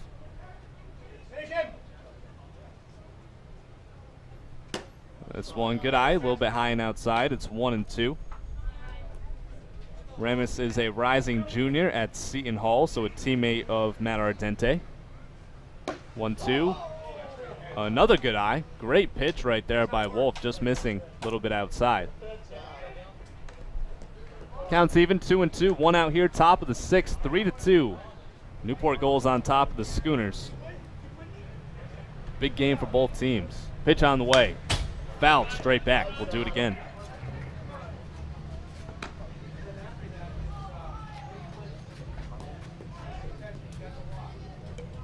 Ramis is from Freehold, New Jersey. There's a number of guys from New Jersey on the Schooners. This one's going to be chopped in the infield. Coming over is Trey Harris. He will make the throw, and it is not going to be in time. Ramis displaying that speed right there. He beats it out for an infield single. He's now 2 for 3 on the day. 4th hit of the ball game for the Schooners.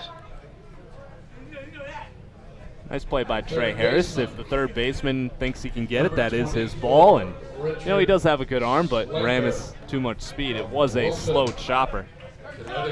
But Harris has really done it all defensively for the Newport Gulls. He's played left field, he's played third, he's played second. This is the third start at third base. First pitch is Slanker. It is fouled off on the third base side. It's 0-1. Slanker having a very nice day at the plate, 2 for 2.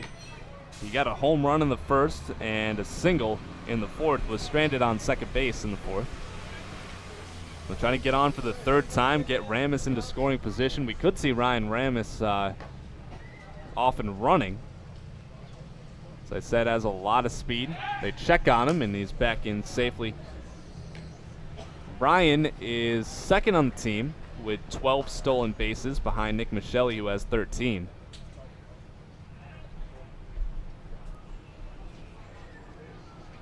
not going. Pitch to Slanker is going to short hop the catcher Dixon. Nice block by him, and the count goes to 1-1. Big at bat right now for Slanker. Runs have been tough to get for both teams in this game. There goes Ramis. Slanker fouls this one straight back. The hit and run was on for the Schooners, and the count's 1-2 now. Ramis will head back to first.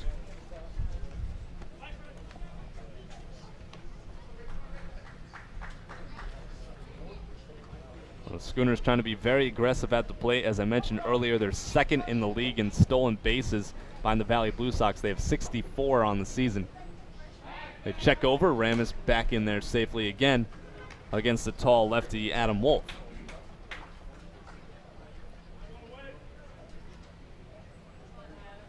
Always tougher to steal on lefties. Not going. Slanker checks his swing. They're going to see if he went around. It was close, and yes, he did. That is strike 3. Slanker goes down on strikes. Huge out right there for Adam Wolf. 11 Ks now for Gulls pitching. They've had 2 strikeouts in every inning going back to the second. Wow. It's not what you want if you're the Schooners hitting, but they've done enough to keep themselves in the game, and credit the pitching for the Schooners for that. Here comes Martin Figueroa, the switch hitter, now batting from the right side against the lefty Wolf. So check back on Ramis, slides back in safely. There are 2 outs now. We'll see if Ramis is still deciding to go. Phil Orby giving the signs in the third base coaching box. He's off now, going to stop halfway through. The throw down to first is just not going to be in time. Very close by Troy Dixon. And I'm not sure if the steal was on, maybe a hit and run, and Figueroa missed the sign, something. Because he was off and then stopped about a quarter of the way there. The pitch is going to miss up high. It's 2-0. Ramis went back to first base. He thought Wolf was going to check over. So big spot right now for Martin. He leads the team with 6 home runs. Big swing and a miss, and he will take a walk around the plate. Count goes to 2-1. Martin trying to take the lead back right there. A lot of kids watching the game right now from the playground out there in the swing sets. We'll have to include them in the attendance. Yeah, especially tonight. It was free to come to the game today, so. I mean, you said there's a lot of other things going on in Newport. Jazz and Folk Festival, huge thing. There goes Ramis. This ball popped up. We'll see if it stays in play. No, it's going to drop into the seats. And some kids will go running after it. So the count now even 2 balls and 2 strikes to Martin Figueroa, who's 0 for 2, a ground out and a strikeout. Ryan Ramis on first base. He's the tying run. In the top of the 6th, 2 out of the 3 batters Adam Wolf have faced have been strikeouts. Looking good. Big pitch, 2-2. Martin gonna chop this one, coming in as Trey Harris, the third baseman. He'll field and throw in time to retire. Martin Figueroa, big time out right there for the Newport Gulls. The Schooners are gonna strand 1 on. They do get 1 hit, no errors. And the score is still 3-2 Newport. As we head into the bottom of the 6th, we'll take a break. You're watching and listening to the NECBL Broadcast Network.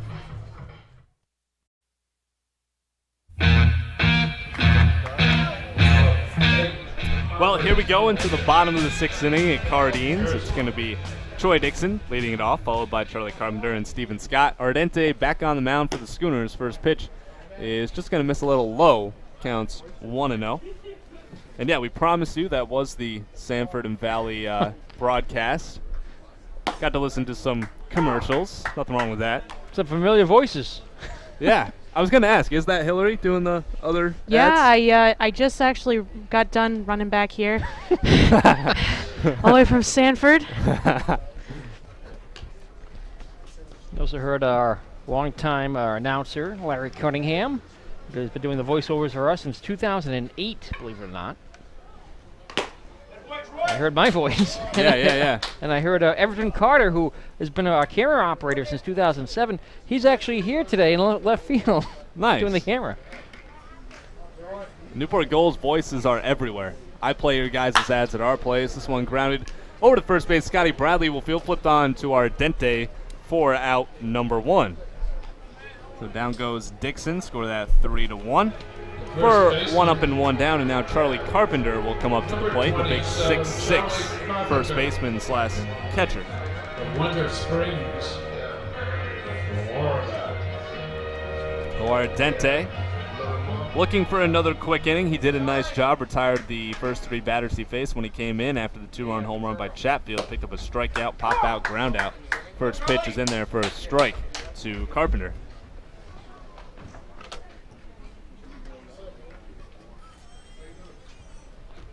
A 1 pitch on the way. In there for a called strike 2. There's a veteran KRM operator, Everton Carter, one of our associate producers. He's been volunteering with the Gulls for nearly a decade now, making the trip down here from Providence today on the short notice. It's good stuff. Very dedicated staff. 3-pitch strikeout for Ardente, and Carpenter goes down looking. Ardente has retired the first 5 batters that he's seen. 2 strikeouts in the game now for Carpenter. 0 for 3 so far on the day. Number 3, Stephen Scott. And that will bring up Stephen Scott. North Carolina. Scott is 0 for 2. A couple of pop-outs to Nick Michelli over at second base. I think that was Trey Harris yelling right by the effects microphone. This one bounces in front of the plate. It's 1-0 to Scott. I'd say the hardest doubleheader the Gulls ever had to play. So, guys. Trey and Harris. Hi, Trey. A couple years back, the Gulls had to play a noontime game on the road at Montpelier, Vermont. Oh, wow. 9-inning game. They lost. And then had to go down to Laconia to play the Muskrats, another 9-inning game. They went to the 12th inning. They lost that one, too. They played 21 innings at 2 different ballparks in 2 different states, and they started in Rhode Island and ended in Rhode Island. Those are the 2 longest drives, really, for any Southern Division team.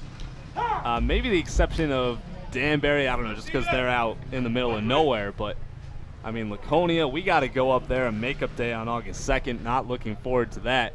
And I don't think the players are either if they can lock up first place. I don't know how many guys will bring. There's a strike, counts 3-2 full to Stephen Scott. Nothing beats the 4 doubleheaders in a row in 2014 after that mid-July slump for the Gulls. All at home. Yeah, they had to play back-to-back-to-back doubleheaders in 3 days, and then 2 more a couple days later. That's terrible. How the pitching must have been depleted. They won 7 out of 8. And won the championship. Wow. That's a good run right there. This one outside, ball 4. Stephen Scott works a 2-out walk. That's the first base runner that Ardente is going to allow. And that's going to bring up Trey Harris. Early in the game, we talked about the Gulls getting to that sacred 25 win mark. A couple years ago, Newport had 24 wins on the regular season finale. It was an away game at Plymouth. And at the time, the Pilgrims had 31 wins. They were trying to get to 32, which would have tied the all-time record set by the Gulls and still owned by the Gulls in 2006. Hasn't been matched since. And so there was a lot on the line in that game. The rain came in up in Plymouth. Newport had a lead by a run. They had no pitching left. And the game was called. They got through the 25. They stopped Plymouth from getting to 32, and they went on and won the championship in 2014. Well, that's why the Gulls are the most successful franchise. Schooners trying to get to that level, made it to the championship last season, fell in 3 games to the Vermont Mountaineers, and they have a pretty good shot to possibly get back to the championship this year. Road championship winners, though. They won in Sanford in 14. When's the last time they won at home, Nick? 2009. That's a while ago. This one up high. It's always better to win it at home. It's a good feeling to win it on the road, too, because you get to, stick it to the guys over there. Yeah, they won at home in 09, and 2001 and 2002, I think they won both at home. 05 was up in Vermont. 3-0 pitch up high, another walk. Harris, with 2 outs again, gets on, so Scott over to second, Harris over to first. Well, the Gulls have only had 5 base runners prior to this inning, and they've scored a pair of them. Another race in a double play. They've only left 1 man on base. They've been efficient so far, and they'll look to keep that efficiency up here, and played a couple of runs with 2 outs, and give themselves some more insurance. Oh, Phil Orby coming out again. I'm going to take a guess and say Dennis Long is not here because of the 12 o'clock game. Orby doing both the pitching coach duties and the head coaching duties. I didn't see Dennis Long when I went down to the dugout. Well, he's got to get a ballpark ready over in Mystic. Exactly. Dennis Long is everywhere. He always goes to the shipyard early on in the day. Wouldn't be surprised if he's already been there getting everything all prepared. And, of course, short notice. We weren't expecting to play this ball game, but, we got to get all 44 games in this season. The addition of the Upper Valley Nighthawks. The Nighthawks have a chance to make the playoffs in the North. There's a strike for Ardente, so the talk worked, and the count's 0-1 to Connor Kaiser. Yeah, second year in league history, there are 44 games in the regular season. It's been 42 every other year.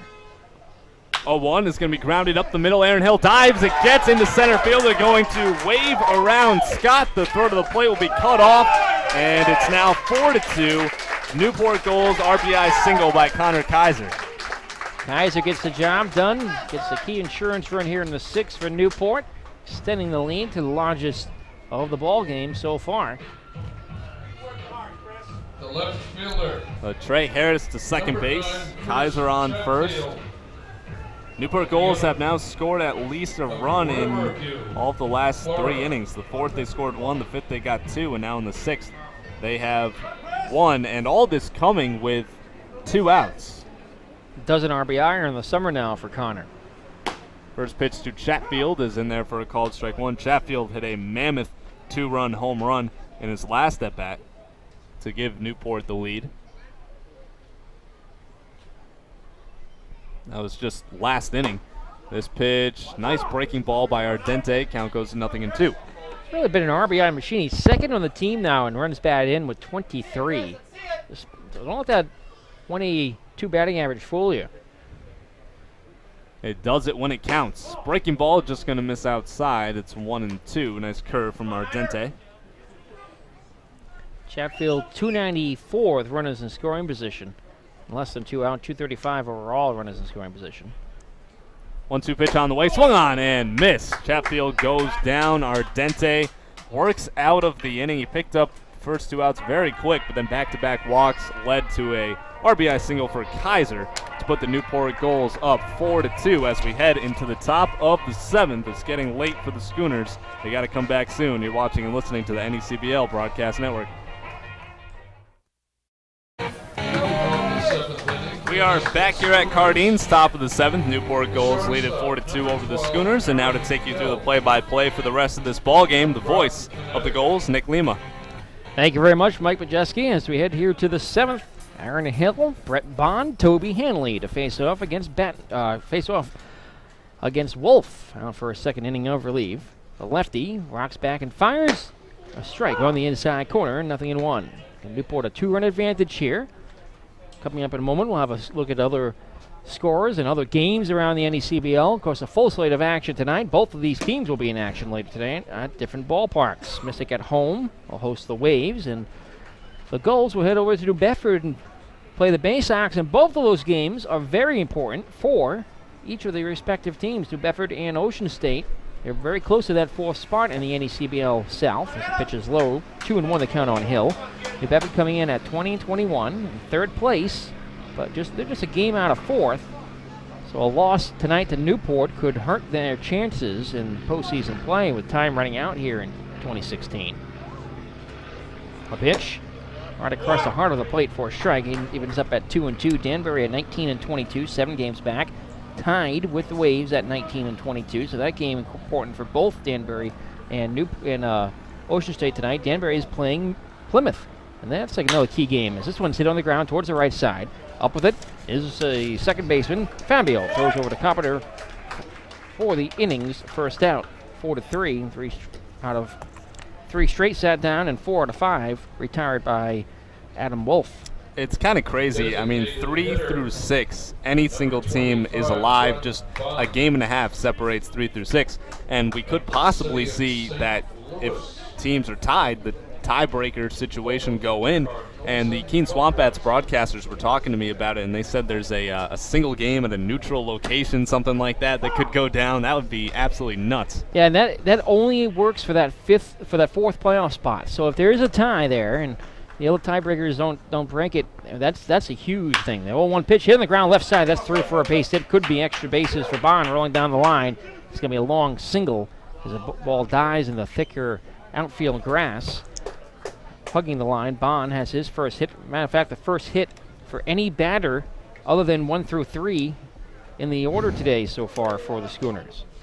Mike, you were talking about the rise of the Schooners franchise and how they've been steadily increasing in quality. I'm seeing here that on summercollegiatebaseball.com they're number 9 for summer collegiate baseball teams, and Sanford number 21 in the NECBL. It's pretty cool to see that. The Schooners were actually ranked 7th just a week ago, and they've been just steadily rising, becoming one of the best teams in summer baseball, and it's just really cool to be a part of all of this that's going on. And I think that is the final regular season standing, so the Schooners will go into the playoffs as the number 9 team in the country. 0-1 pitch just outside, 1-1 on Hanley, who's 0 for 2, a pair of strikeouts, both from the arm of Battenfield. It's earned to win, would be his second. And the Schooners actually finished in the 20s last season after losing the championship. 1-1 skied foul right side. Better call. Now back in the early history of the franchise, when they were the Pittsfield Dukes playing the games at Wacona Park, there was another regular season finale game that was exciting, played here at Cardines Field in Newport. It was in 2008, I believe, between Newport and Pittsfield. The 1-2 just missed outside, 2-2. They came into the contest with the regular season division title in the South on the line. Tied, in fact. And that game was going to decide not only the regular season title, but the seeding for the first round of the playoffs. As the 2-2 pitch is inside ball 3. Newport walked off to win after an error committed by the all-star shortstop for Pittsfield, Jake Rosenbeck. Not only was he an all-star, he was the MVP of the all-star game that year. Wow. The Gulls walked off to win and won the regular season title. Pitch. That's outside ball 4. A 1 out. 1 man on walk issued to Hanley, but runners on at first and second and bring the go-ahead run to the plate in the form of Scotty Bradley, who was over 2, a pair of strikeouts. The Wolf will look to settle down here, preserve the 2-run lead with just 1 out here in the 7th. But that was an exciting game, exciting way to head into postseason play. The Gulls had a couple of exciting series before being eliminated in the championship series. The first baseman, Part of back-to-back championships they lost against Vermont and Sanford in 07 and 08. They finally beat Vermont in 09. Didn't beat Sanford until 2014. Sanford had gotten the Gulls in 2004 and in 2008. Well, Vermont and Sanford are definitely the top 2 teams out of the Northern Division historically, and Sanford looking like they're going to make another run. They have been on an absolute tear. I think they won 7 in a row, and then they lost the game, but they came back. They actually scored, I think it was 5 runs in the bottom of the 9th last night against the North Adams Steeplecats, and they won in 13 innings. Wow. Well, North Adams is a team that's been shut out of championship series, has not made it there yet. The 1-0, broken bat, liner to the second base, and he flips. The shortstop flips to second for the out. Good double play by Kaiser. He was well positioned to pick up that broken bat liner, throw over to Fabio. It's a double play and preserves the 2-run lead. 6-4 in the twin killing ends the inning, ends the threat. The Schooners have left 3, and we're through 6.5 from Cardines Field. 7th inning stretch time here at Cardines on the NECBL Broadcast Network. just saw his first baseball game. Welcome back here at Cardines Field. 7th inning stretch time here in Newport, 4-2. The Gulls now lead the Schooners. Hillary Costa, we have an update from that game up at Goodall Park. Yes, we do. Valley has jumped out in front. Chris Starkin had a home run in the top of the 6th inning to put Valley Blue Sox up 2-1 over Sanford for Goodall Park in Sanford, Maine. So NECBL North eyeing that contest as Ardenti's first pitch of the home half of the 7th, a strike on the outside corner. 0-1. Valley's going to stay up there. They're heading over to Winnipesaukee for a 6:05 game this evening. A lot of barnstorming teams today. The 0-1.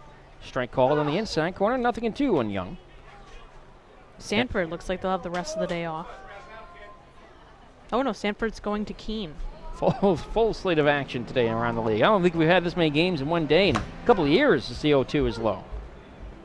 Oh, is it in there? Strike 3. It is. Strike 3 called, and Young is rung up. Well, Ardente's definitely doing his job. I mean, he's been tremendous. Just got in a little bit of trouble in last inning, got the first 2 men out, walked a couple guys, and then gave up a single. But besides that, he's done enough to keep his team in the game. It's up for the Schooners bats, who haven't scored a run since the 4th inning, to try to get back into this one. First pitch strike, and Mike Corin, who's looking for his first hit as a Gull. This time the team now almost a week old. The 0-1. Breaking ball, hook right side into the stands, and that'll be a souvenir for a young or perhaps an older fan. I think he's giving it to a younger fan. He will. Great guy. Gets a hand from the fans over there. Not many fans on our right because of the hot sunshine here, the 0-2. Taking high ball 1, but plenty of fans in the shade here and around the press box, and a few down first base line next to the concession stand in the Gull's Nest, where the grounds crew watches the game. 1-2 pitch. Skips in front of the plate to the backstop. 2-2. At least there were 150 or so here today. Why not? Free admission. Beautiful day for baseball. If you can find parking in Newport. 1-2. Swung on a miss. Strike 3. Back-to-back strikeouts. And now 5 strikeouts in the outing. In relief for Matt Ardente. Yeah, that garage over there, I was lucky I got here when I did. It was filling up. I had to go all the way to the top, and it's going to be a hassle trying to get out of there. Number 1, Cole Fabio. Is Cole Fabio. 2 for 3 at the plate with a run scored, a pair of singles. He takes a strike, grounded out to third in the 5th. I remember when Fabio was first coming on with the Newport Gulls. He may have even made his debut against the Schooners, but I remember somebody got injured, which brought along Fabio, and he has been tremendous for the Newport Gulls. One of several great in-season pickups made by Newport. Trey Harris, as we've mentioned, has been another. Yeah, Fabio came on, he was red hot, and he's never really cooled off. He's been right there and been outstanding for the Gulls. This one's hit off the right side and through for a hit. Fabio has his 3rd hit of the ball game. That one poked just over the head of Michelli, and he has the 6th hit for Newport. He has had 3 of those hits.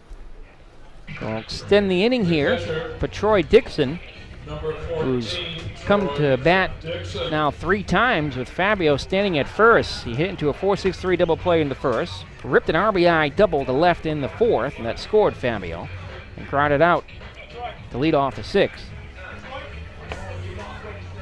Dixon, another RBI opportunity here.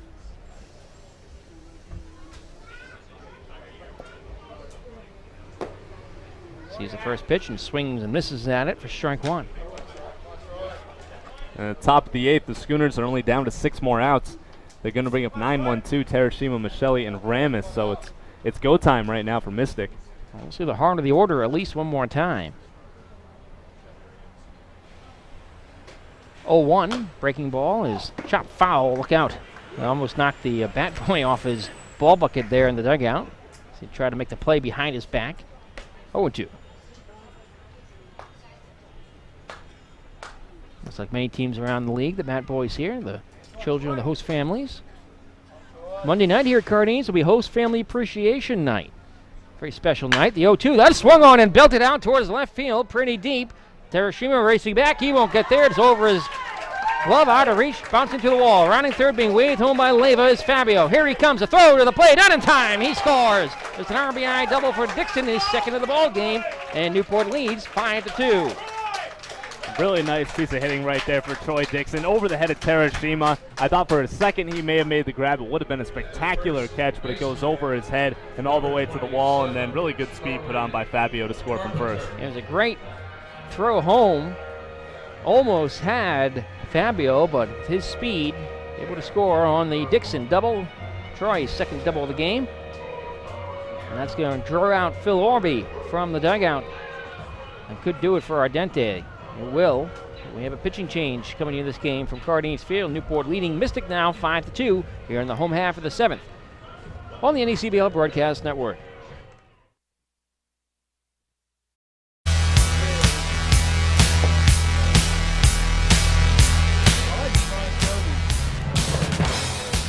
Back here at Cardines in the 7th. A pair of outs on the board, a pair of hits have produced another Newport Gulls run. They lead 5-2, and the Schooners will turn to their first lefty of the ball game, their third pitcher overall. Yeah, it's going to be Ryan Connolly, and if you look at him on the website, all his information is wrong.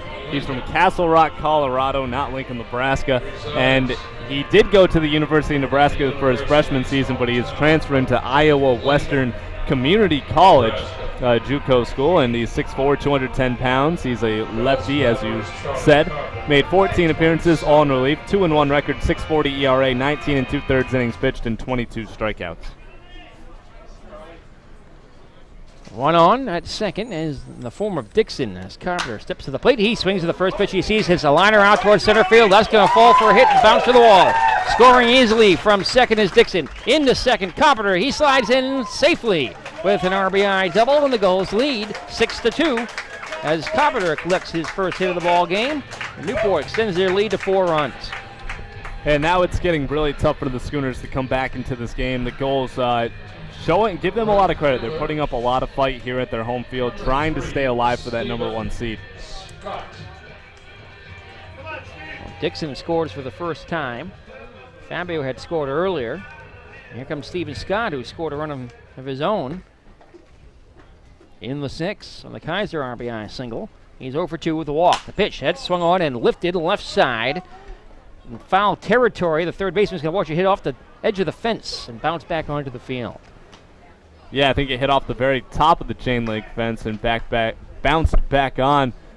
Something like that similar has actually happened at the Shipyard 3 times this season out in the outfield, where it's hit off the very top of the fence. Should have been a home run, but then it bounces back in the field.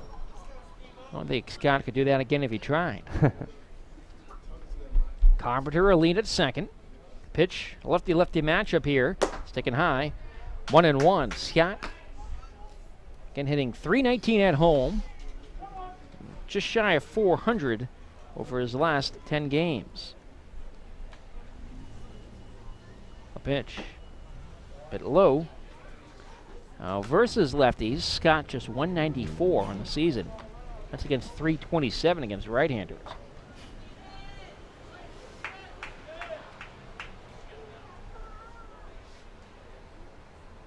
2-1 pitch. Up and away. The hitters count 3-1. Connolly absolutely needs to find the strike zone right now. There's 2 outs. Just a couple strikes away from getting out of the inning. The pitch.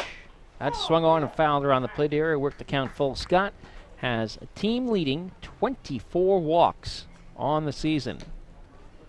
One more now than Ben Brazil, who's currently not with the team on the disabled list of sorts, though he's still active. Could potentially return.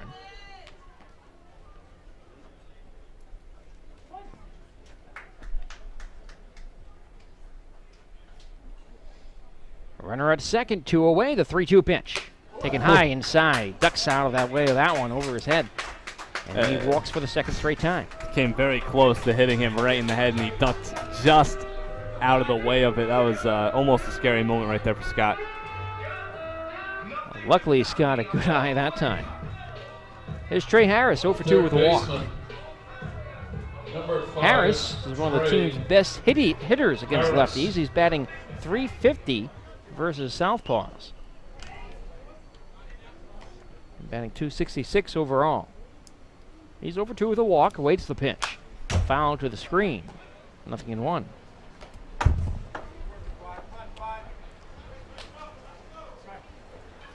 Big pitch right now for Connolly. You don't want to give up any more runs because that would pretty much put the game completely out of reach. Runners at first and second, and the 0-1 pitch from Connolly. Comes on the inside corner, clips it for a strike. And I've talked about this with the people up in the press box at our place at the Shipyard, and if the Schooners are down by 4 or 5 runs to New Bedford, Danbury, Ocean State, or Plymouth, it's like, all right, they can get back in the game, but Newport, not so much. Gulls back end of the bullpen has been very good this year. The 0-2. Up and away, ball 1. And with 2 straight off days, everybody should be available out there. Although Blake Heron's had pitched consecutive games, heading into that 2-day stretch without a game on Thursday and Friday due to last night's rain out. The 1-2. Just a bit inside. They'll even the count. 2 balls, 2 strikes with Carpenter at second, who doubled. Scott at first. For Charlie, that was RBI 16 in his 9th double. 3 goals are in double digits in doubles. A 2-2. Taking high, ball 3. Back-to-back full counts now for Connolly. He lost Scott on a walk. Harris. Look at the energy from Harris. He wants to hit so bad right now. Slapping his thigh. He's got so much energy. Newport's going to need that energy here in August. The 3-2 pitches, swung on, hit foul right side. And these players get really tired at the end of the season here. It's a long collegiate season. Sometimes they're in the playoffs and regionals, and they get here and play a 44-game schedule in about 52 days, and then they're asked to play another 8 or 9 perhaps in the postseason, and it's a lot. That energy really helps. The 3-2. That's swung on and belted out towards right center field pretty deep. And it's going to split the outfielders and roll out towards the wall. 1 run across. Here comes Carpenter. Scott coming in right up behind him to score. A 2-run double for Trey Harris. And the Gulls lead 8-2 here in the 7th inning. Yeah, now the game is pretty much out of hand for the Schooners. It's going to take a pretty big couple of innings for them to come back into this one. So right now it's looking like Newport, they're looking good and trying to make it 4-2 in the season series. Going back as far as I can remember in day games, the Gulls have played here the front end of double headers, whether a 3 o'clock game or a 2 o'clock or a 1, or as this one is, a noontime game. They've always fared well. I don't know the exact staff. The pitch is taken inside high, ball 1 to Kaiser, who's 1 for 2, an RBI single and a walk. But if I had to guess what it was, it'd be something like 15 out of 17. As going back as far as I can remember, 2004. In these day contests at home. The Gulls have always excelled in them. Well, there's Dennis Long. First time I'm seeing him, and I'm a little bit surprised. It's the first time he's come out of the dugout. It's been Phil Orby all day. So Dennis Long is in the building. Got the shades on. The only GM/coach in the league. He's been doing that since the beginning in Mystic. He has 5th season for both him and Phil Orby. The other assistant coaches have kind of, come in and out as the years go on. But Orby and Dennis Long, the 2 consistent guys, and that's what helps Mystic be successful. 1-0 pitch, swung on and missed. Connor Kaiser facing Connolly here after the mound visit. With Harris now at second. 2 runs home now for Newport. Again, the pitch, and there's strike. 1-2. 4 now have scored here in the 7th. All with 2 outs. There were 2 strikeouts quickly to Young and Corin, the 8 and 9 hitters. And now, since then, the last 5 have reached. 4 of them have scored. Guys are trying to keep it moving along. The 1-2 is fouled to the screen. I think I spy Shannon Carlson, our producer and graphics engineer, up on the camera position now, giving Blair Schneider a bit of a rest. Nice. You guys definitely have the biggest staff here. 1-2 is outside. Great credit to that staff. They were here this morning at 9 a.m. getting ready for today's broadcast on short notice.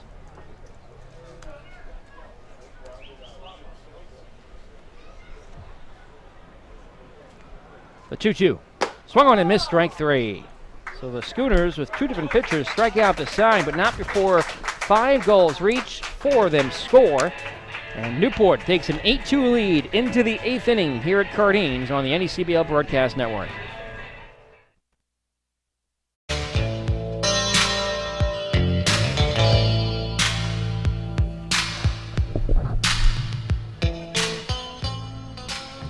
Newport leads 8-2 as we head here to the 8th. And we're just getting started today in this long day of baseball for Newport and Mystic. The Gulls have a 4 o'clock bus to catch over to New Bedford as the pitch is swung on and missed.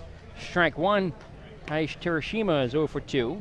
Struck out and grounded out as Adam Wolf out for a third full inning of relief. Well, you get a treat. Taish batting from the right side, just the third time all season. He's 1 for 2 with a home run. Pitch is cut on and foul tipped, and he's in a hole, 0-2. I couldn't, and I'm right-handed, but I bat lefty, and I couldn't swing a bat right if I tried to save my life.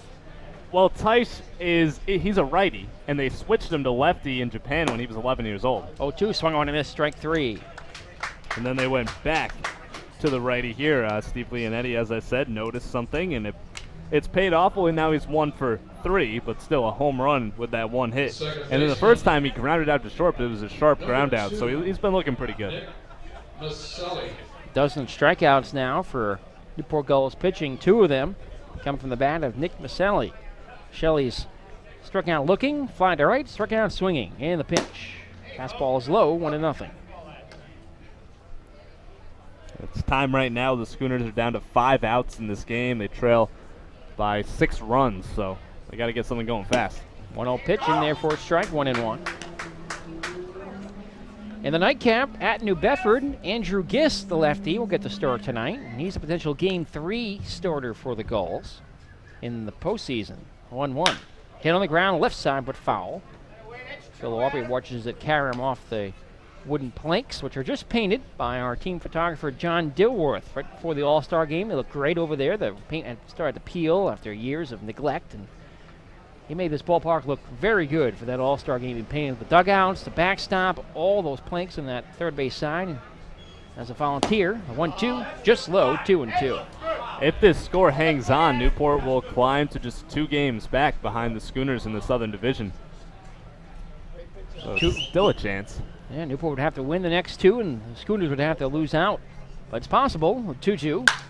Hit right up the middle and through for a base hit, and that one almost hit Wolf as he ducked out of the way, just stuck the glove up there as over his shoulder. Went out single for Michelli. And Michelli now 1 for 4 on the day. Came in with 2 strikeouts and a pop out. Now gets a nice single right there. So this could be a little bit of a rally for the Schooners, and they definitely need it. 6 hit of the ball game for Mystic, although only 4 players have had a hit and only 5 have reached base. Ryan Ramis is 2 for 3.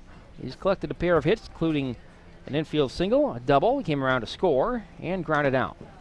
Pitch is a bit low. They have the runner caught off at first base. The throw down is a bit wild, gets away, rolls down the line towards the warehouse, and stopping at second is Michelli. It's going to be an error from Troy Dixon. Good heads up right there by Nick Michelli. I mean, he slid back in. He would have been out if the throw was good.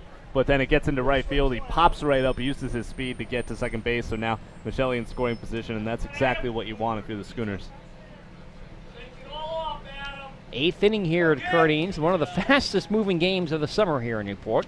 At the 2-hour, 21-minute mark now. Well, a few minutes shy of that since we started a few minutes late. But still a lot of 3-hour plus contests here. A 1-0 pitch. Foul tipped in the mitt, strike 1. 1 out, 1 on, a 6-run lead for Newport in the 8th. As the Gulls will try to win the season series here against the Schooners, who, again, with a victory for Newport, would still have a 2-game edge in the division standings. But would lock up Newport in second place in the South, for sure. The pitch. That's foul tipped into the mid again, 1-2. Nick, with a smaller crowd here today, I just want to take a moment to talk about this grounds crew. They're here so early, and then they stay the entire game, and they're some of the loudest fans. They love this team. They get to really love, and you can see them here in the crowd in the blue polos. Just say hi to them, say thank you. They're a huge part of this team. 1-2 the count. Wolf sets, fires, it swung on and missed, strike 3. 13 strikeouts now for Gulls pitching as Adam Wolf picks up his 4th. I'm talking about that grounds crew, Hillary. They were here at 9:30 this morning getting this field ready. Sometimes, a lot of the time, they travel to the close away games too. Oh, they'll go to New Bedford, they'll go to Ocean State, they'll go to Mystic. The third baseman. They're a tight-knit crew, and they've been together for years. Well, Dennis Hauk has been with the Gulls since 2002 or 3, I believe. He's a head groundskeeper. Rick Lombardi, the grounds crew chief, has been here since 04. A pitch, but a low ball 1. And then you got Greg Hoffman, John Somerville, and Russell Secor, the core 5 members there, and they've been here for several years apiece. The volunteer grounds crew, they do a great job. The 1-0 in there for a strike, 1-1. Again, they're here before every game at 4 o'clock, getting that field ready, and they make it look like a major league ballpark here. They water the whole field, perfect lines, raking everything, making sure the playing surface is the best it can possibly be. The 1-1 is foul third base side, and the Gulls are so thankful to have a grounds crew, and they've always had a dedicated grounds crew here. And even as guys have moved on, they've picked up other guys. 3 of them work at the Navy base at Naval Station Newport. Rick Lombardi, a retired Newport police officer and a council member in Middletown. All strictly volunteer 3 nights a week. 1-2, check swing. Did he offer? No, says Ronaldo Cockrum. And it's ball 2. The Gulls are certainly blessed to have that group here getting the field ready prior to every game. And even on the off days, they're here sometimes working on the field before playoff games. 2-2, strike 3 called on the inside corner. And Adam Wolf around a single strikes out the side here in the 8th. 14 strikeouts on the day for Newport Gulls pitching. We head to the bottom of the 8th at Cardines Field. Newport 8, Mystic 2 on the NECBL Broadcast Network.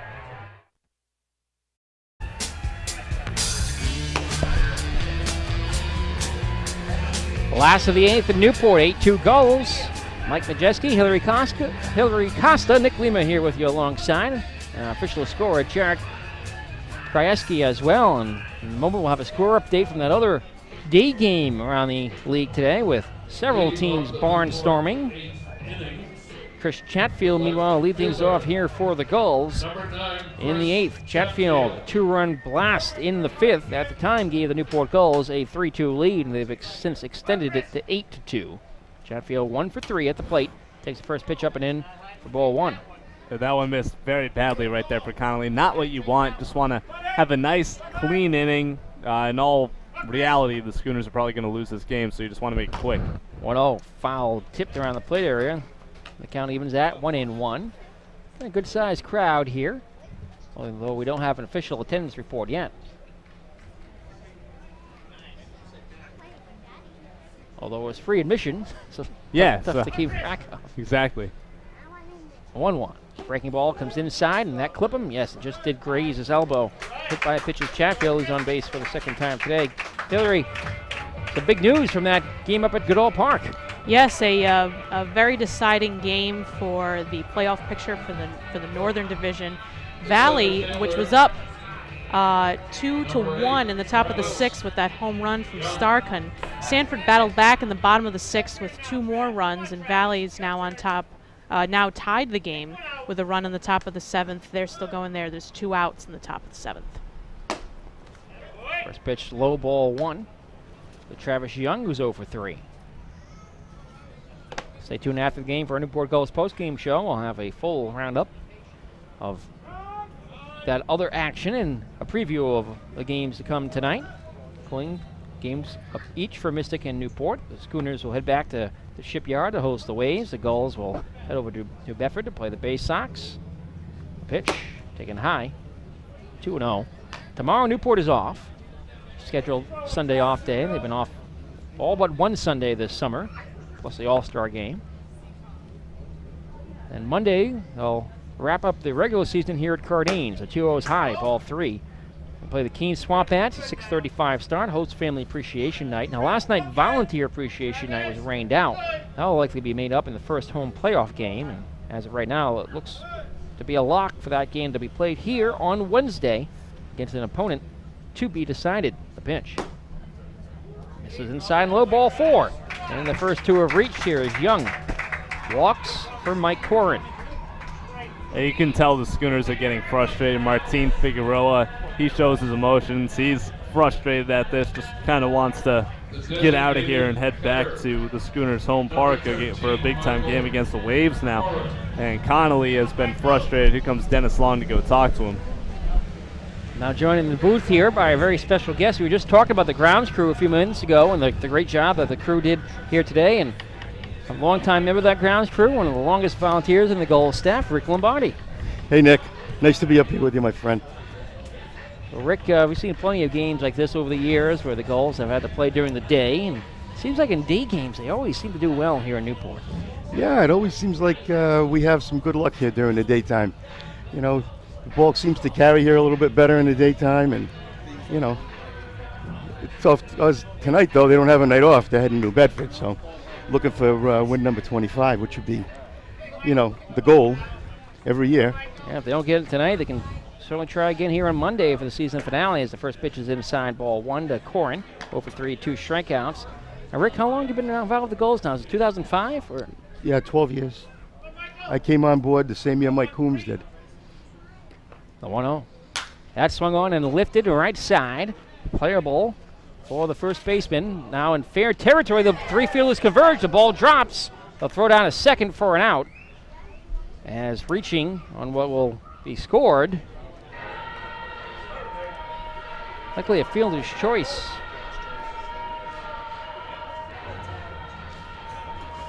I believe it went 3-6. Although I didn't see it.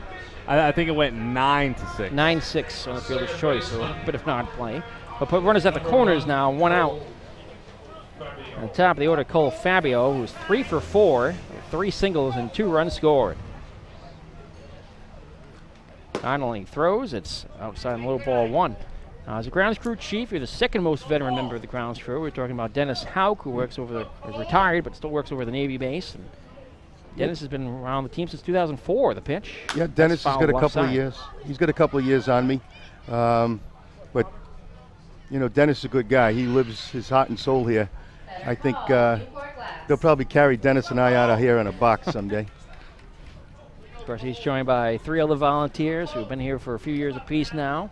Russell Secor, John Somerville, and Greg Hoffman as well. Yeah, they're all good guys, and they work hard. And, you know, to make this field look good and get it playable, you know, every game. And, of course, you know, Cardines has got such great history. And, you know, we take pride in trying to make it look at the best we possibly can, maybe the best in the NECBL.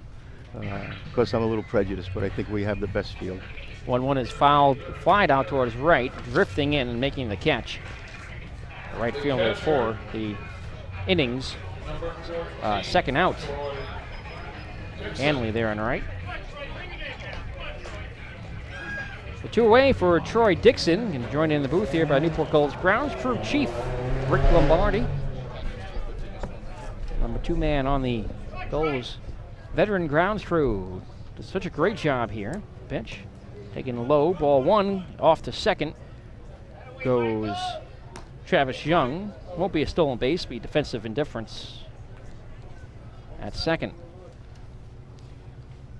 Of course, you know, Nick, it's a team effort, you know, between the interns and all the volunteers and everybody else. And such a great family here with the Gulls and a great tradition. And we should be very proud of what happens here every summer with all these great kids.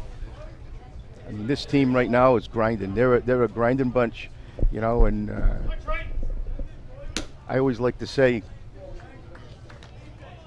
that old saying that a good friend of ours used to say, you know, it's 1 pitch, 1 inning, 1 game at a time. You know where that came from. That's Mike Coombs' old motto. You got that right. Runners at second and third here, the 1-1. Let's take it inside, ball 2. Dixon had a great day at the plate. Pair of doubles, a pair of RBI, a run scored, a couple ground outs. He's 2 for 4. Continues to be amazing here at home, and it's been red hot. We'll look to carry that into postseason play. So ahead in the count, 3-1. The pitch comes inside, ball 4, and they're loaded up. Hey, I want to give a shout out too while I'm up here. I know Coach Long and Candy Long are down in Miami, but I know they're listening and watching, and I want to give a big shout out to them. We miss them. Pitching coach Kevin Long, no relation to Dennis Long. Yeah. He's here from 2011, right through last year. Had to take some time off this summer and tend to his family, but we certainly do miss him. He did a great job here, and maybe we'll see him back here in the near future. I think he's hoping that will happen. Here's Carpenter, 1 for 4, an RBI double with the bases jammed. He takes the first pitch strike. 2 away here.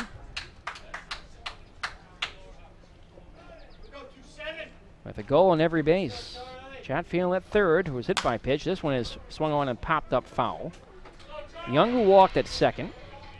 Dixon, who walked at first.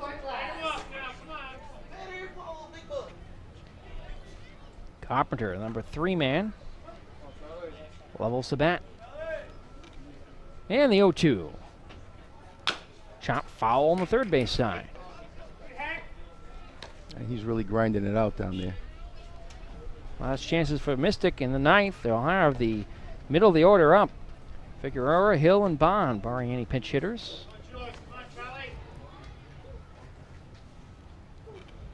The 0-2. Outside. Newport off tomorrow. I mentioned the game on Monday.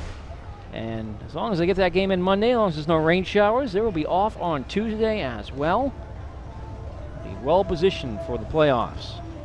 1-2 pitch, swung on a miss, strike 3. That's going to do it for the Gulls. They leave him loaded here in the 8th. Have stranded 7, but they'll take an 8-2 lead into the 9th. Rick Lombardi, thanks so much for joining us. Good being on with you, Nick. Thanks so much. Thanks for all you do. 8-2, Newport Gulls lead the Mystic Schooners. We head to the 9th at Cardines Field on the NECBL Broadcast Network.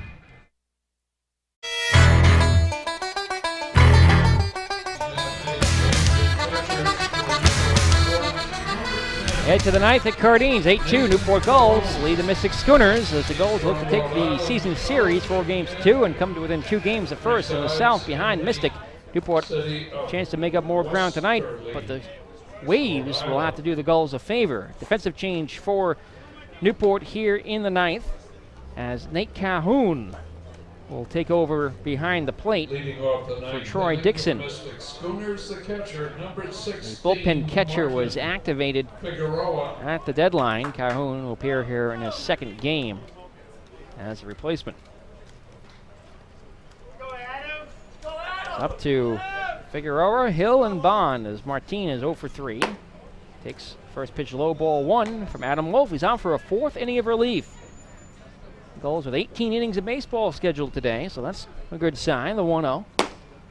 Bit low, 2-0. They'll have Andrew Gist, the lefty, going tonight against the Bay Sox. Really had the Gulls' number as of late. A 2-0. Swung on and missed, strike 1. It's a save situation for Wolf, who came on in the 6th. It'll be a 4-inning save.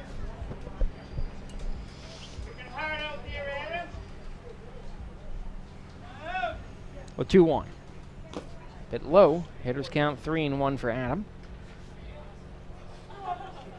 Martin grounded out to second, struck out swinging, and then grounded to third. The pitch. That's low ball 4. A leadoff walk. Well, good start for Martin right there, getting on base for the first time in this game. And that's all the Schooners need at this point is just guys to get on base. This part of the lineup coming up, yes, it is the middle part, but it hasn't had much success against the Newport Gulls pitching. So credit to the Newport Gulls, but the Schooners just trying to get it going. And Aaron Hill on the verge of that streak, coming to an end, 35 games. So we'll see if he can get on. 0 for 3. He struck out, fly to center, grounded to second. And the pitch. Hit on the ground, third base side, but foul. Oh, almost extended the streak right there if that was straight over by about a foot. Just foul. That was as close as it can get, and that was very hard hit.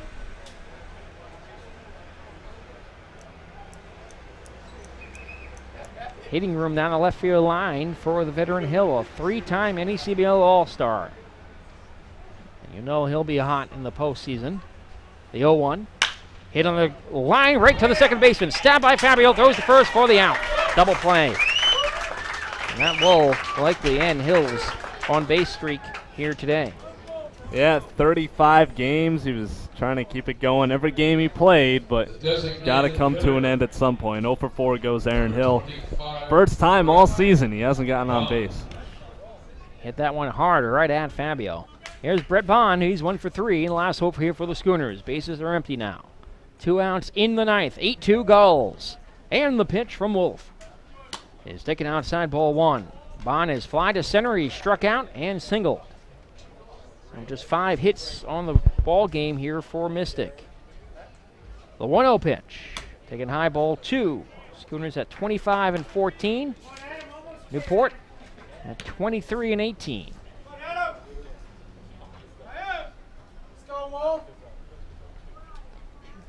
The 2-0. Strike on the outside corner. We do have an official attendance report. 250. The attendance here this afternoon. Wolf shakes off a sign, gets the one he likes. The 2-1. Just outside. Did he offer? No. And the appeal down to Cockrum, and he agrees with me. 3-1. A hitter's count with Toby Hanley to follow. The pitch. Breaking ball is high. A 2-out walk will bring Hanley to the plate. He walked in the 7th and struck out twice. 14 strikeouts in the ball game for Gulls pitching. Wolf struck out the side in the 8th, a pair of Ks in the 6th. The only innings without a strikeout, in fact, in this game are the 7th. And here in the 9th, there have been at least 2 strikeouts. And every other inning, except for the first, when there was just 1. Adam Wolf had 9. A pitch, outside corner, called strike, nothing in 1. If Hanley reaches, we'll see Scotty Bradley who's 0 for 3.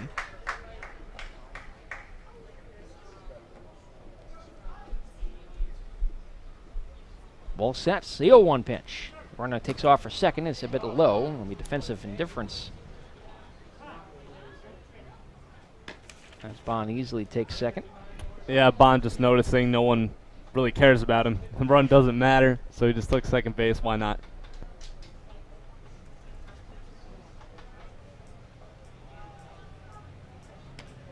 Wolf from the stretch, the 1-1. Swung on and popped up. Right side, foul territory. Giving it a look is Carpenter. He'll reach up, make the catch, and this one's over. The Newport Gulls defeat the Mystic Schooners and win the regular season series 4-2 with a final score here this afternoon of 8-2 in the makeup of last night's rainout here at Cardines Field. Newport picks up win number 24 on the season. 2 games left, one shy of that ever-present 25 win mark. They'll have a chance tonight as they head on the road to face the Bay Sox, and they'll have an eye on the Shipyard where the Schooners will host the Ocean State Waves in a key matchup for the Waves tonight. Meanwhile, again, the Gulls on the road today, off tomorrow. Will be home on Monday against the Keene Swamp Bats for the regular season finale. The stretch run sure to be exciting, folks. Don't miss a moment here in the ACBL Broadcast Network, and tune in tonight as Jarek Krajewski will be on the road over in New Bedford at Paul Walsh Field, and Adam and Andrew Gist will get the start for the Gulls. We'll have a preview of that contest coming up, our full post-game show coming up. Don't go away. A player of the game interview, totals for this afternoon's game, and highlights, and much more still to come next. Stay tuned. Our post-game show starts now here in the ACBL Broadcast Network. Again, your final here. The Mystic Schooners fall to the Newport Gulls 8-2. Back with more in a moment.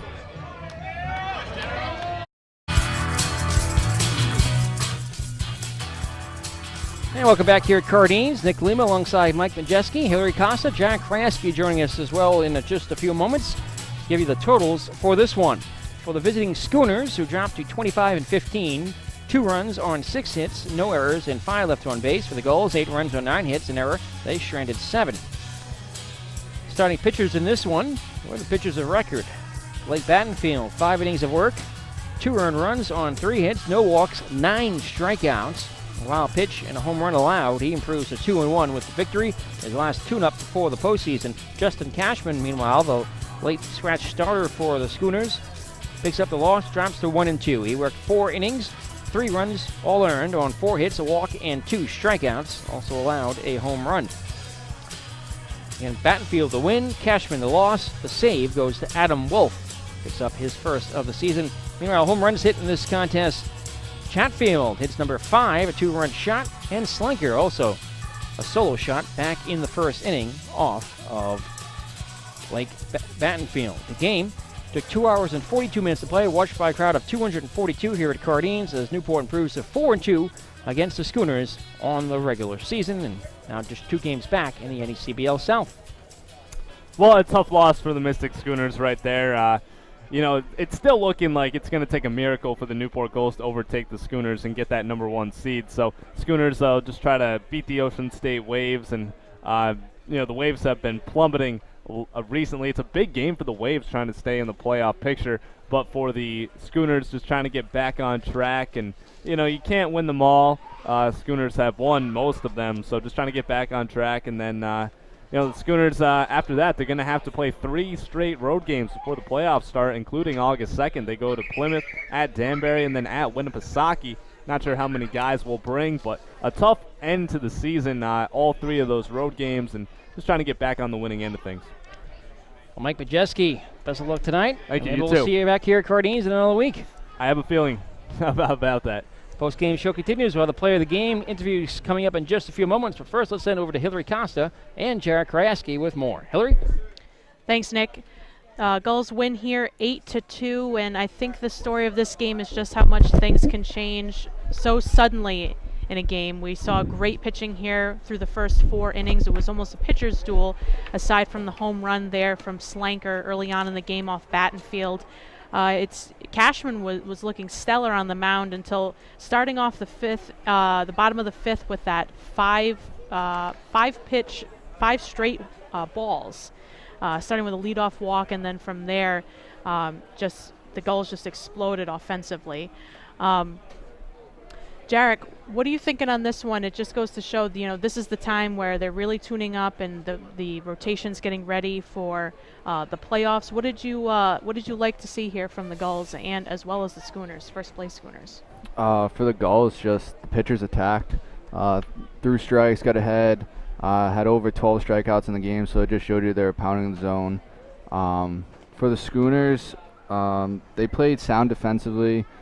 Just really couldn't figure out the Gulls pitching, but you could see they're all taking big hacks. So they lead the league in a lot of categories offensively. So when they're hot, they could produce big runs. So it just shows how well the Gulls pitched today. And on the other side of the plate as well, offensively, there was one point there, I believe it was in the 5th inning, where we had 3 RBI doubles with 2 outs. Yeah, and especially the Chris Chatfield at bat. You really can't talk enough about that. Fouled a couple tough pitches off, got the count 3-2, and then hits an absolute moonshot that got out of here in probably 3 seconds to really put the Gulls ahead and stay ahead for the rest of the game. Yeah, that shot really changed the momentum too. And also the Trey Harris double there, the energy that he brings down to the ball club. I saw at one point he was in the batter's circle and he came out and kind of gave Dixon a little pat and encouraged him while he was at bat after a foul off. What kind of effect does an energy like that have on the dugout at this time of the year in a season? Huge effect. A lot of guys are beat up from their college season and then come in here and they play 50 games and then another 40 game schedule here. So just a lot of wear and tear, but that energy he brings to the ballpark every day, just wants the guys to have fun, play baseball. And as you can tell, since he's got here, the Gulls have really their season has changed, and they're playing great baseball right now, and they're having fun doing it.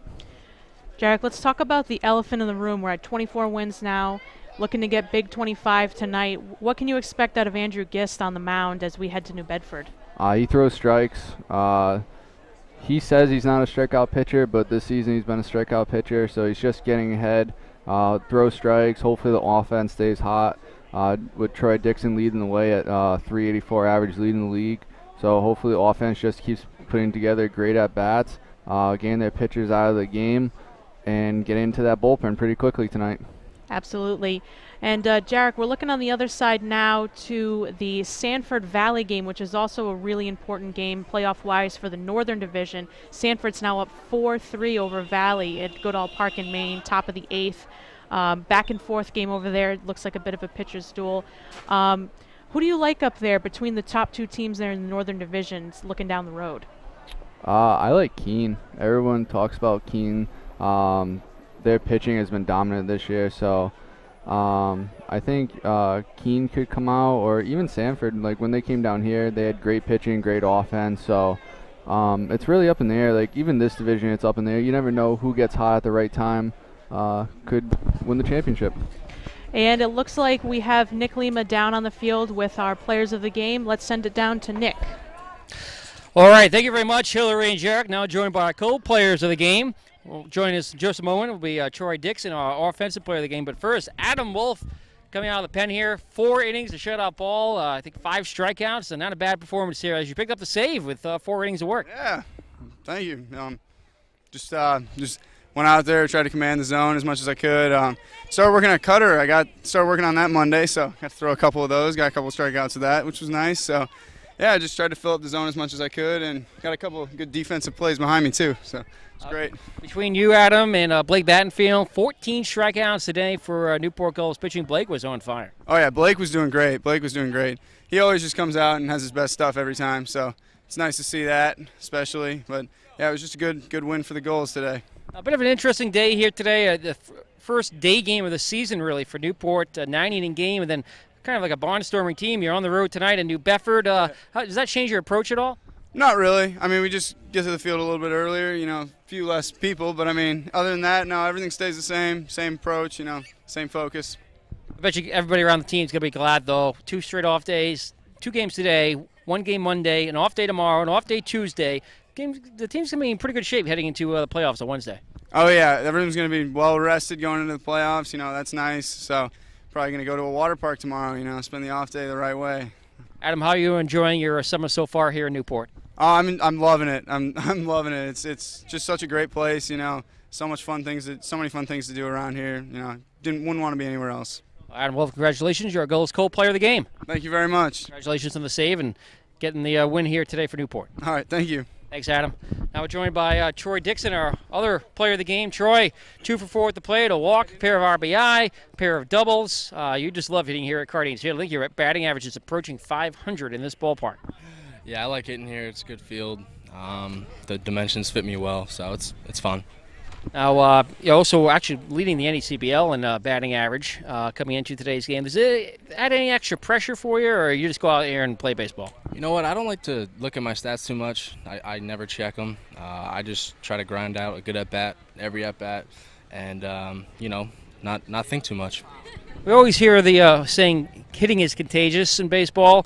How true do you think that is? I mean, when you get up there and you have a game like today or a 3-hit game and you see your teammates around you in the lineup also collecting multiple hits? Yeah, it's huge. Hitting is contagious. I see it too when other guys are hitting, I want to go up there and do the same thing, and it's good energy and it gets the team going. Ask you the same question I asked Adam Wolf a moment ago. Heading into the postseason, Gulls have 2 of the next 3 days off, a long day of baseball here today. How important is that to get that rest and make sure everyone's going to be healthy and good to go on Wednesday? The rest is huge. When you're playing every day, arms are getting used. We're playing every single day. So, the off days are huge. Just relax, get off your feet a little bit, and be ready to play the next game. Troy Dixon, you're a Newport Gulls co-player of the game. Congratulations on a good performance here today and the victory for Newport. Thank you, Nick. Thanks, Troy. Let's head back up one final time to Hillary and Jarek with more. Thanks, Nick. Back up here in the booth. Just looking at action around the looking back at action from our co-players of the game, just looking at the final lines. Troy Dixon, 2 for 4 with a run, 2 RBI. And Adam Wolf, 4 innings of solid relief, no earned runs, 3 hits, 3 walks, and 5 strikeouts again, adding its 14 strikeouts on the day. Looking at tonight's games, we've got Valley visiting Winnipesaukee. Ocean State is visiting Mystic tonight. Mystic, of course, heading back to Fitch High School for 6:05 starts. Sanford at Keene at 6:30. They're finishing up at a home game against Valley. North Adams heading to Vermont. Plymouth at Danbury, and Newport is heading to New Bedford tonight, all 6:30 p.m. starts. Jarek, final word heading into tonight's action. Gulls just need great pitching again, some timely hits, and pick up their 25th win of the season. Absolutely. Let's head it back down now to close out with Nick Lima. All right, thanks once again, Hillary and Jarek. Newport Gulls win here this afternoon, 8-2 in the makeup of last night's rainout, and take the season series against the Mystic Schooners 4-2 as the Gulls move up to 2 games back of Mystic in the NECBL South. Again, they'll need a little help from the Schooners here in the last couple of games, including from the Waves, who will be playing Mystic here tonight. It's a critical game for the Waves. You never know what will happen in these last couple of games in the NECBL South with so many teams fighting for the 3rd and 4th playoff spots. All 6 teams are still in the hunt right now in the NECBL Southern Division. It's sure to be a very exciting finish as we're already in a playoff atmosphere here in the season's final week. As the Gulls, barnstorming today, will head back on the road tonight to face off against the New Bedford Bay Sox. Andrew Gist, the lefty, will have the start tonight at 6:30, and we'll join Jarek Krajewski on the call tonight on the NECBL Broadcast Network. Let's pause for a moment and thank those who made this afternoon's broadcast possible. The executive producer of Newport Gulls Baseball is Tom Lima. Gulls Baseball produced today by Shannon Carlson. Our associate producer, Blair Schneider. Our audio technician, Everton Elove Carter. Our on-site engineer, Megan Windle. Our field reporter, Hillary Costa. And our statistician, Jarek Krajewski. For Mike Majewski, I'm Nick Lima here at Cardines Field. One final time, the final score. The Gulls defeat the Schooners here 8-2 behind strong pitching and timely offense here at Cardines Field in this only afternoon game of the summer. Newport on the road tonight at New Bedford, off tomorrow. Hope you'll join us for our next broadcast as the Newport Gulls will take on the Keene Swamp Bats here on Monday night on the air with extended pregame show coverage starting at 5:55, first pitch at 6:35. We hope you'll join us then as the Gulls get set for postseason play, which will start here at Cardines Field against an opponent to be determined on Wednesday, August 3rd at 6:35. The Gulls win here today. We'll head back on the road tonight to play the Bay Sox. Hope you tune into that game on the NECBL Broadcast Network. Again, I'm Nick Lima here at Cardines Field. Thanks for tuning in to this afternoon's broadcast. And until later on tonight, so long, everybody.